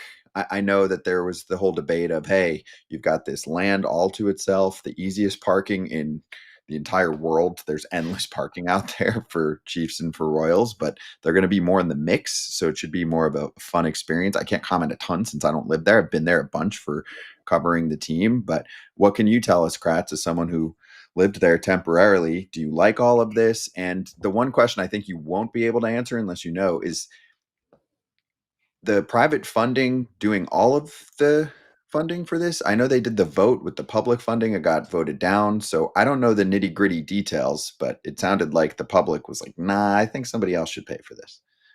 I mean, they clearly voted it down. Even a former Royal voted it down who was in the politics. All I got to say, don't screw it up.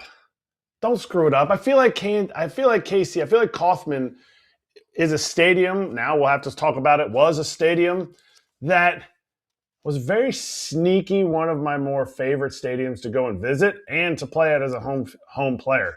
Kip, you played there a lot, but it's one of those things that, like, it's very unique. I hope when they do this and they go to the new model of everything around it, which I think will be great. I think that's an awesome part of it, that you have a whole experience. It's more money in the owner's pockets. All that stuff is good, but there's a quaint uniqueness to Kauffman, the water fountains, the fact that, it still has that, it has that older, just behind home plate, down the lines type of seating. And then they have some seating in center field. It just gives you a different view than a lot of stadiums that we now have with the massive scoreboard. I have an affinity for it, but I also have an affinity for what you said, Scott. I grew up in Philly, and the Veteran Stadium, and all the surrounding stadiums were all in one parking lot, just a massive expanse of parking lots. Now in Philly, Citizens Bank Park, Lincoln Financial, Wells Fargo are the three stadiums. They're all still in those same parking lots. And I get it.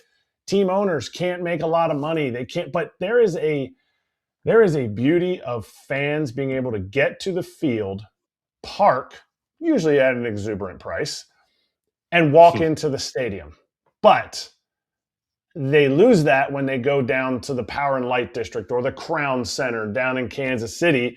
They lose that part of it, and it just, I'm afraid sometimes it pulls fans away from being like, no, I'm not going from Overland Park, where I lived, into Kansas City because it's just not as easy. The traffic around there, the streets aren't great. Where when you go to Kauffman, bang, you have Arrowhead right there, you have the Chiefs training facility right there, and you have Kauffman right there, and it loses some of that for me. It does, but I think you can gain it back a little bit. I hope they pay homage to Kauffman a little bit. I hope they keep the fountains somewhere in there in the new one. I was going to ask if it was by Power Light and all that stuff. It's follow the money, I think, but I think they can make it right. I think some of these new stadiums are beautiful and very well done, and I think they have a lot more for fans. So what fans you say might be lost to the travel might be brought back in by some of the stuff where you see it, like the Battery in Atlanta, or stuff where they have stuff for kids. They have sports bars there to come early and play games and like be around the stadium, where around the Kauffman, there was just the parking lot. So there really wasn't anything to do. And also, if you want to talk traffic, it wasn't Kauffman, like it was just the one road in and out, wasn't it? It was, but it was massive.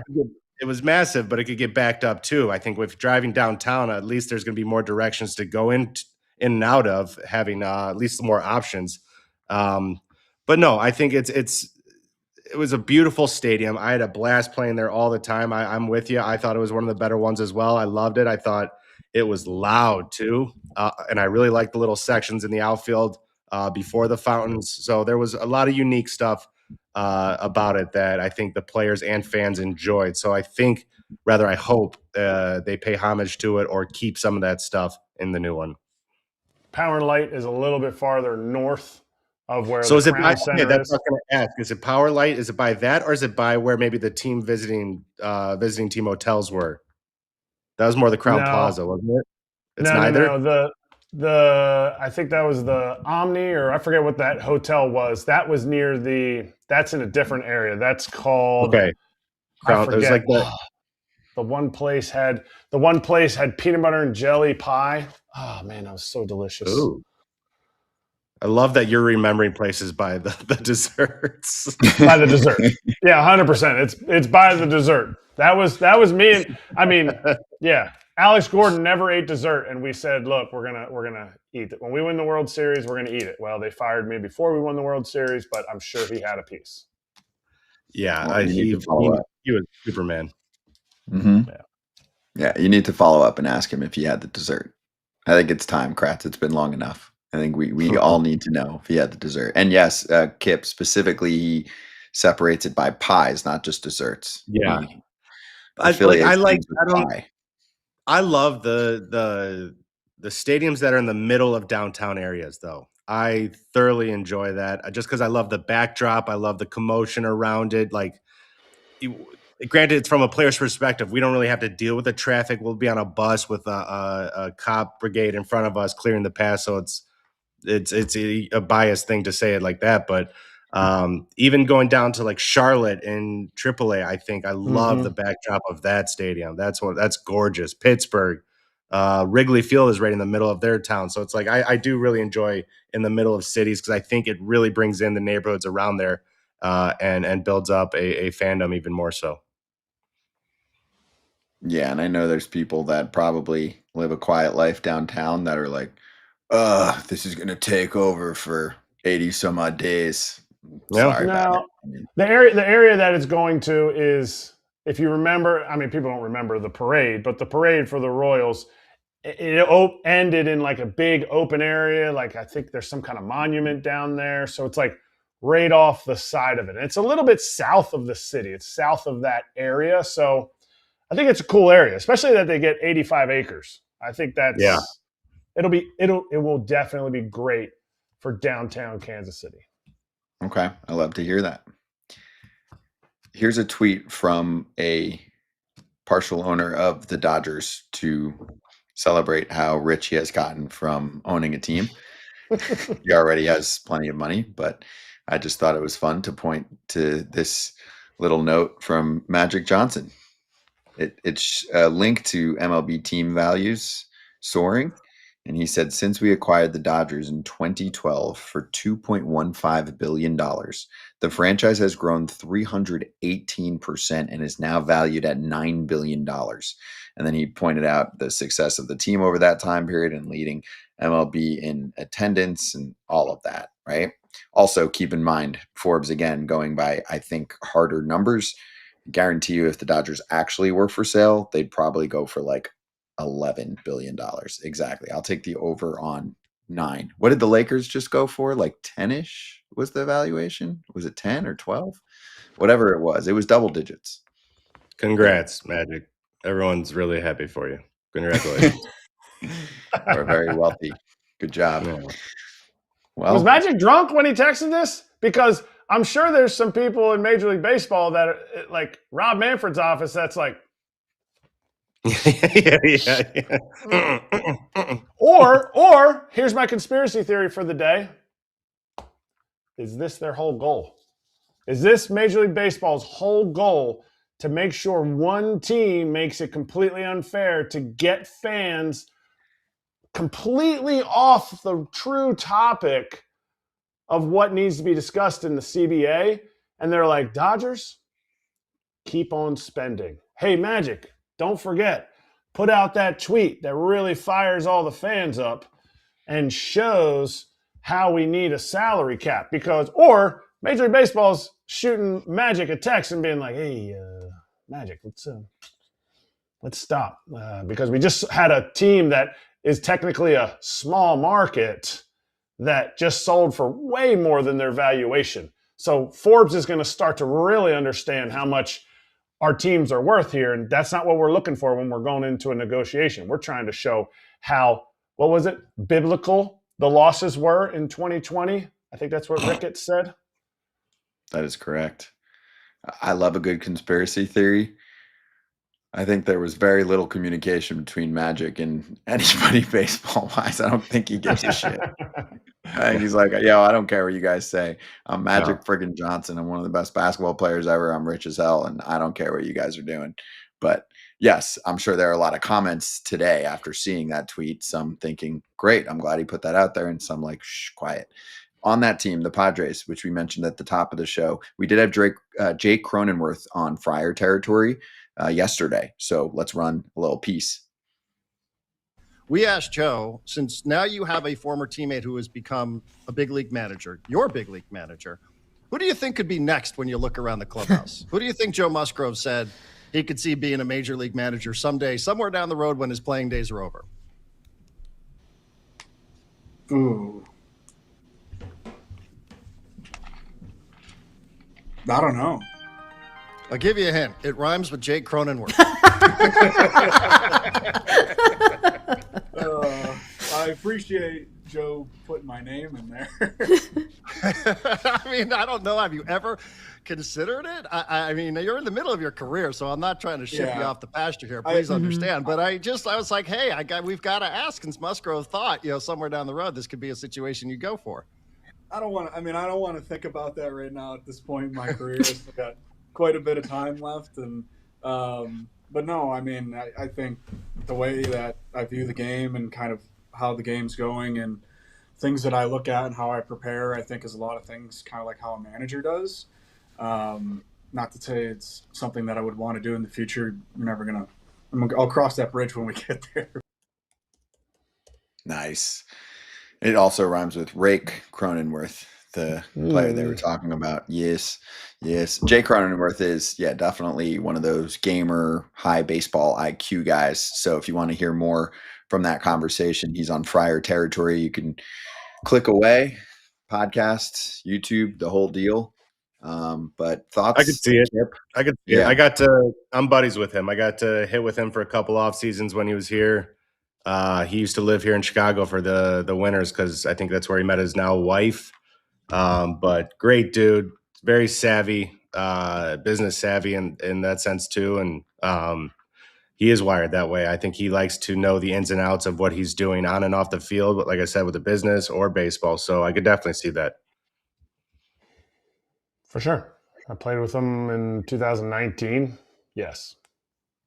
You can manage anywhere, but you can't manage in the Crone zone. But stop bringing that kind of stuff up. My guy's not even, I don't even think he's halfway through his contract yet. Like, that's the kind of stuff that they would bring up to me at the same age that Crony is right now. Like, because I sucked. He's good. Like, do you want to manage one day? I don't know. I'll figure it out when I'm done. Well, Erik, all I can do right now is fire you. We're firing you, dude. You're on the show almost every day, but we don't want you anymore for the last 15 minutes. I know. You're fired. Call us tomorrow and we'll think about rehiring you, okay? Deal. Later. Later, buddy. And I show you how deep the rabbit hole goes. Hey, let's hit Data Dish with Kip. All right, Kip. So you're going to be on the hot seat here. And this one, might make your brain melt a little bit, but a friend of the show, Mike Petriello, was talking about two-strike approaches, and let's show the tweet reacting to what he was talking about here and some of the numbers behind it. So we tried to cut up as much as possible, and this is in regards to hitters cutting down their swings on two strikes. Of course, you have, a heavy crowd that believes that it is ultimately a bad thing. So first off, here's a fan saying, first thing I did when bat speed data came out too, and everyone comes to the same conclusion. What's interesting is a two-strike approach does improve all the things you think it will. More in play, foul balls, but the contact is so much worse. That is a worse strategy. And Petriello, who works for the league and does a ton of StatCast data, said, me too. Everyone who has looked into this found it, and no one wants to hear it. Okay, so now let's flash forward to how he wrote about how it's fascinating to look at what hitters are doing with two strikes against them. And he shows with less than two strikes, average bat speed is 72 miles an hour. Two-strike approach goes to 70.4. Fast swing rate, which means over 75 miles an hour, 25.6%. It goes down to 16.6%. So it is pointing to how there are many players who have a two-strike approach, but we can show, and again, Kip, I hope you're hanging with me here. We can show you how the analytical crowd believes that the quality of contact that often is coming from this is not worth the squeeze. Let's get your thoughts here first as we show this potentially complicated chart. No strikes, one strike, two strikes. It shows count, it shows swing rate, and it shows what that swing rate looks like versus the average. Okay, let me trying to add a couple things here. Are you really adding? No. It was I'm not even on screen. There was my first reaction to that is like a no shit, like a duh, like that there's people swing harder or faster with less than two strikes. That's your normal swing, and I think you take off. You're not taking off. Rather, that's not even the right way to say it. You're trying to be more precise. So instead of like absolutely going at it, that you're like, okay, we're being more direct with two strikes. So it's like, yeah, it's going to be a mile or two because you're making sure you're shortening up. So you're not coming from a further distance. You're now coming from a shorter distance. You're shortening up on the bat. So you're not getting the long whip effect speed. So now it's just more direct. So it's kind of like a no duh on swing speed. But he's saying, go back to the first page where you're saying it's a slower swing and it creates more foul balls and contact, but then it creates less contact. That part I need to hear again. No, more contact, more foul balls, but they don't like the contact that's coming out of the swings. And of course, again, I mean, when you have a two-strike approach, how many times does that turn into a little dink and dunk into right field? Isn't that part of the point? Who doesn't like the contact? The quality of contact. Yeah, the data. Again, I'm going to repeat my answer from my thing. No shit. Like, it's not about the quality contact with two strikes. You want quality contact, that's before two strikes. I want contact with two strikes. I want to just put the ball in play because good things happen when you put the ball in play. if I can find a hole, if I could find a misstep from an infielder or stuff, instead of just spending the full dollar on a swing and striking out and missing, more stuff can happen. Good things can happen when you put the ball in play. So it's not going to be, if I'm choking up and trying to hit the ball the other way with 2 strikes, yeah, I'm probably not going to blast it off the right center field wall. It can happen, though. Stuff like that does happen. But if I'm still taking a 3-1 hack, monster hack with 2 strikes, I'm not as precise because I'm still not emphasizing as much contact. You're trying to hit the ball the whole time, every pitch, no matter what. But it's just the emphasis becomes more on making sure the middle of my barrel is on the middle of that baseball instead of just all of the barrel to all of the baseball. So it's kind of a no-brainer data to me if I'm still hearing it, but that makes me also believe that I'm not still hearing what they're trying to say, I guess. So, or am I answering this correctly? No, I think you are, and I'll keep adding to it too, because yeah, I mean, some of this is coming from, I guess, there were some Saber conversations recently or some type of meetup. So this is just like the online chatter, and you happen to be the one on with us for the last 10 minutes of the show. So it's Right. all you, baby. But yeah, I mean, I'm just reading some fan reactions here too. Yes. One fan said, did we remove elite power hitters from the sample? Middling and contact first players. Sub segmentation matters. For example, how does Bellinger fare versus Judge? Does go back to Wade Boggs? Does his approach never make sense? That doesn't make sense, right? Like situation matters. For example, percentage of runs in from third, less than 2 outs, extra innings with a runner on second, right? There's so many different situations to point to this versus just saying in a vacuum, don't slow your swing down with 2 strikes. It's not worth it because you will hit less homers.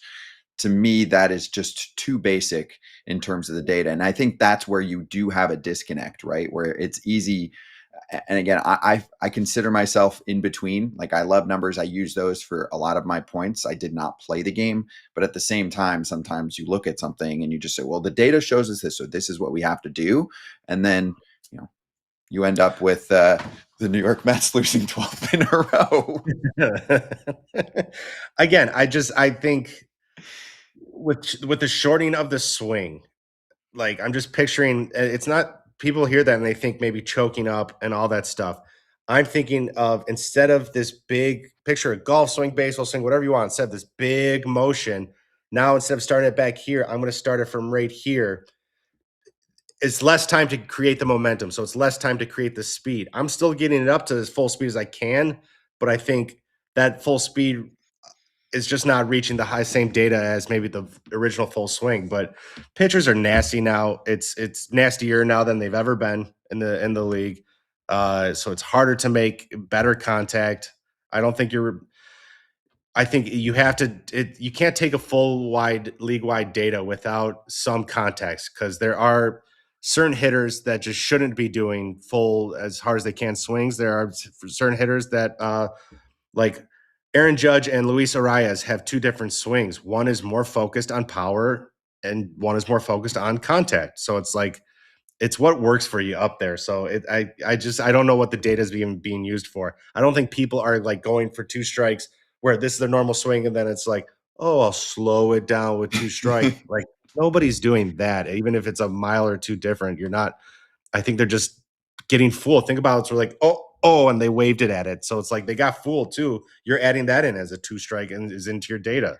So again, there's just not enough context for me with all this hypothetical. Let's just put it to you, okay? Let's say you're, playing right now and you're, for the most part, changing your swing with 2 strikes or changing your approach, whatever it is, or everything, right? Yeah. And it's not your A swing. And a team comes to you and says, hey, we need you to give us your A swing for every single swing that you take. What would you say back? I'm offended because I thought I was giving you my A swing on everything. No, it's just not realistic. I don't know. I guess if my A swing, I'm guessing, is when 2-0, 3-1, you think a fastball's coming.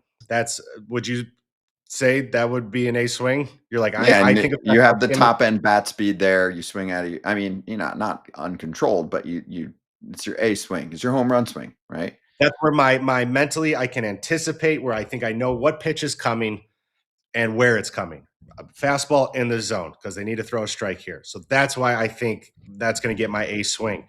If I'm fooled earlier in the bat, and let's say it's left on left now, and I have to see a curveball up, instead of already anticipating, there is no anticipating. I have to read the pitch. So now I'm not as geared up already, because now I'm more in a little defensive mode. I'm more trying to find the ball out of his hand instead of just knowing or anticipating it'll be right in the zone. Now I'm like, okay, where is it? There it is. Instead of I've lost that geared up momentum, the kinetic energy, if you will, where it's just stored up and ready to go. Now it's more of a read the pitch and find it. So yes, by that, I think the swing will be a mile or two slower. And if I'm fooled where I was like, oh, and I flare out at something, that's not going to be as fast as my 2-0 geared up swing either. So that data is like right where it should be, I guess, in my mind. If I'm answering it correctly.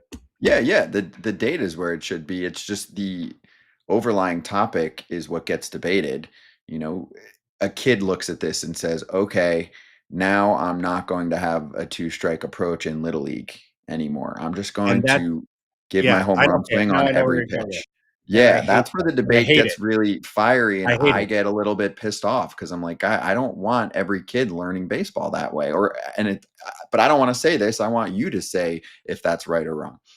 It's been happening for a while now, and that data has already been out, and it's looked in a different form. It has been in the different form of teams calling up guys who have better power numbers but a lower average, and aren't playing winning baseball, but they have more home runs. And I was like, okay, so you want a player who's not playing winning baseball. So let's say me and another guy are down there. I'm going to just say I'm the one playing winning baseball right now, hypothetical, and I move a guy over, but a guy doesn't get him in because with 2 strikes, he's swinging out of his you-know-what, trying to hit a home run, and it works maybe 1 out of the 5 at-bats, but I've had 4 productive ABs, whether 2 liners the other way and 2 got the guy over on a guy on second.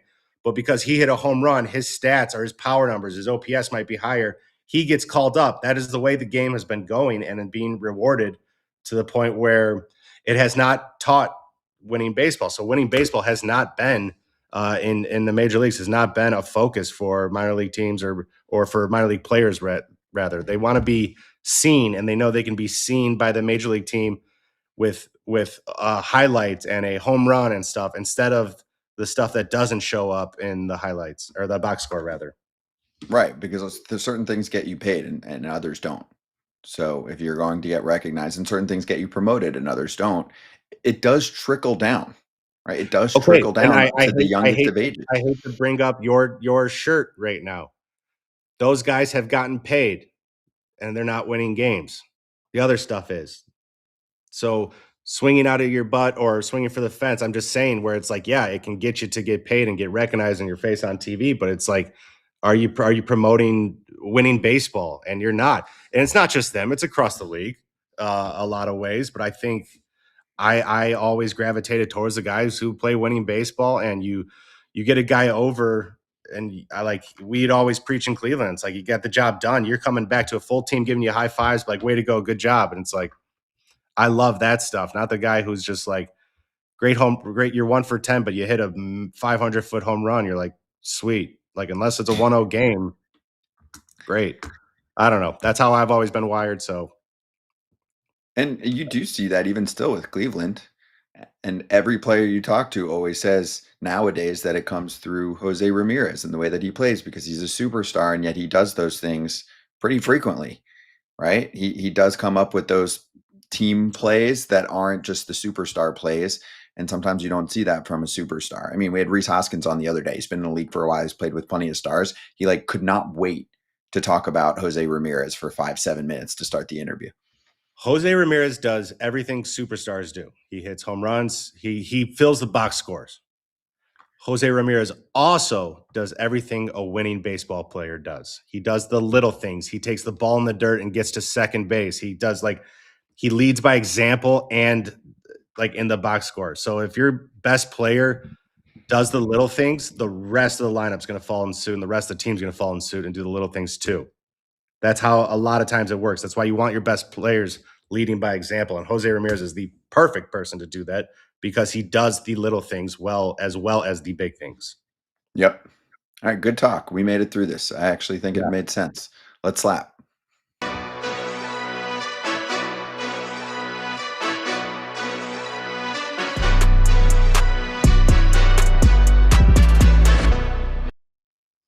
might as well plug it on the way out. Yeah, metsupshop.com if you want that shirt.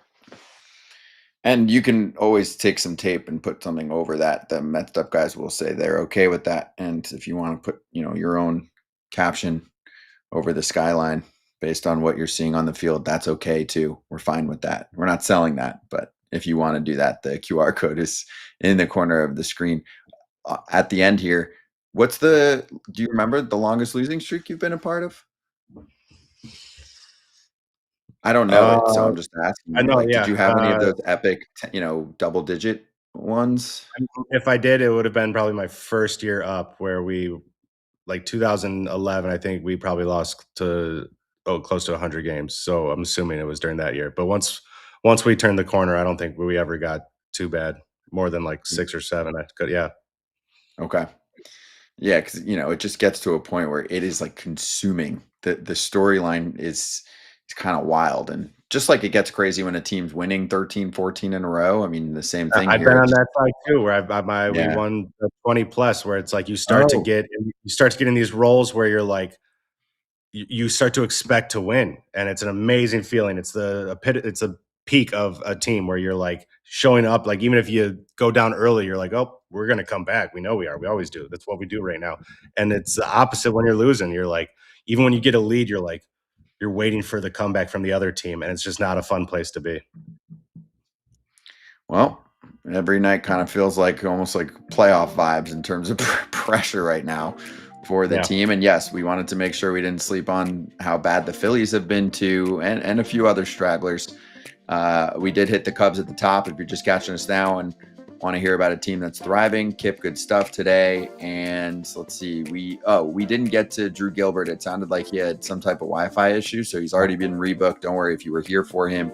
The Menace will be with us on Friday. That show will have Ken Rosenthal and Grayson Rodriguez. We've got Pilar with us tomorrow, Ross Stripling on Friday, and we'll see Kip sometime soon. Hopefully. Missed you guys, as always. Same here, man.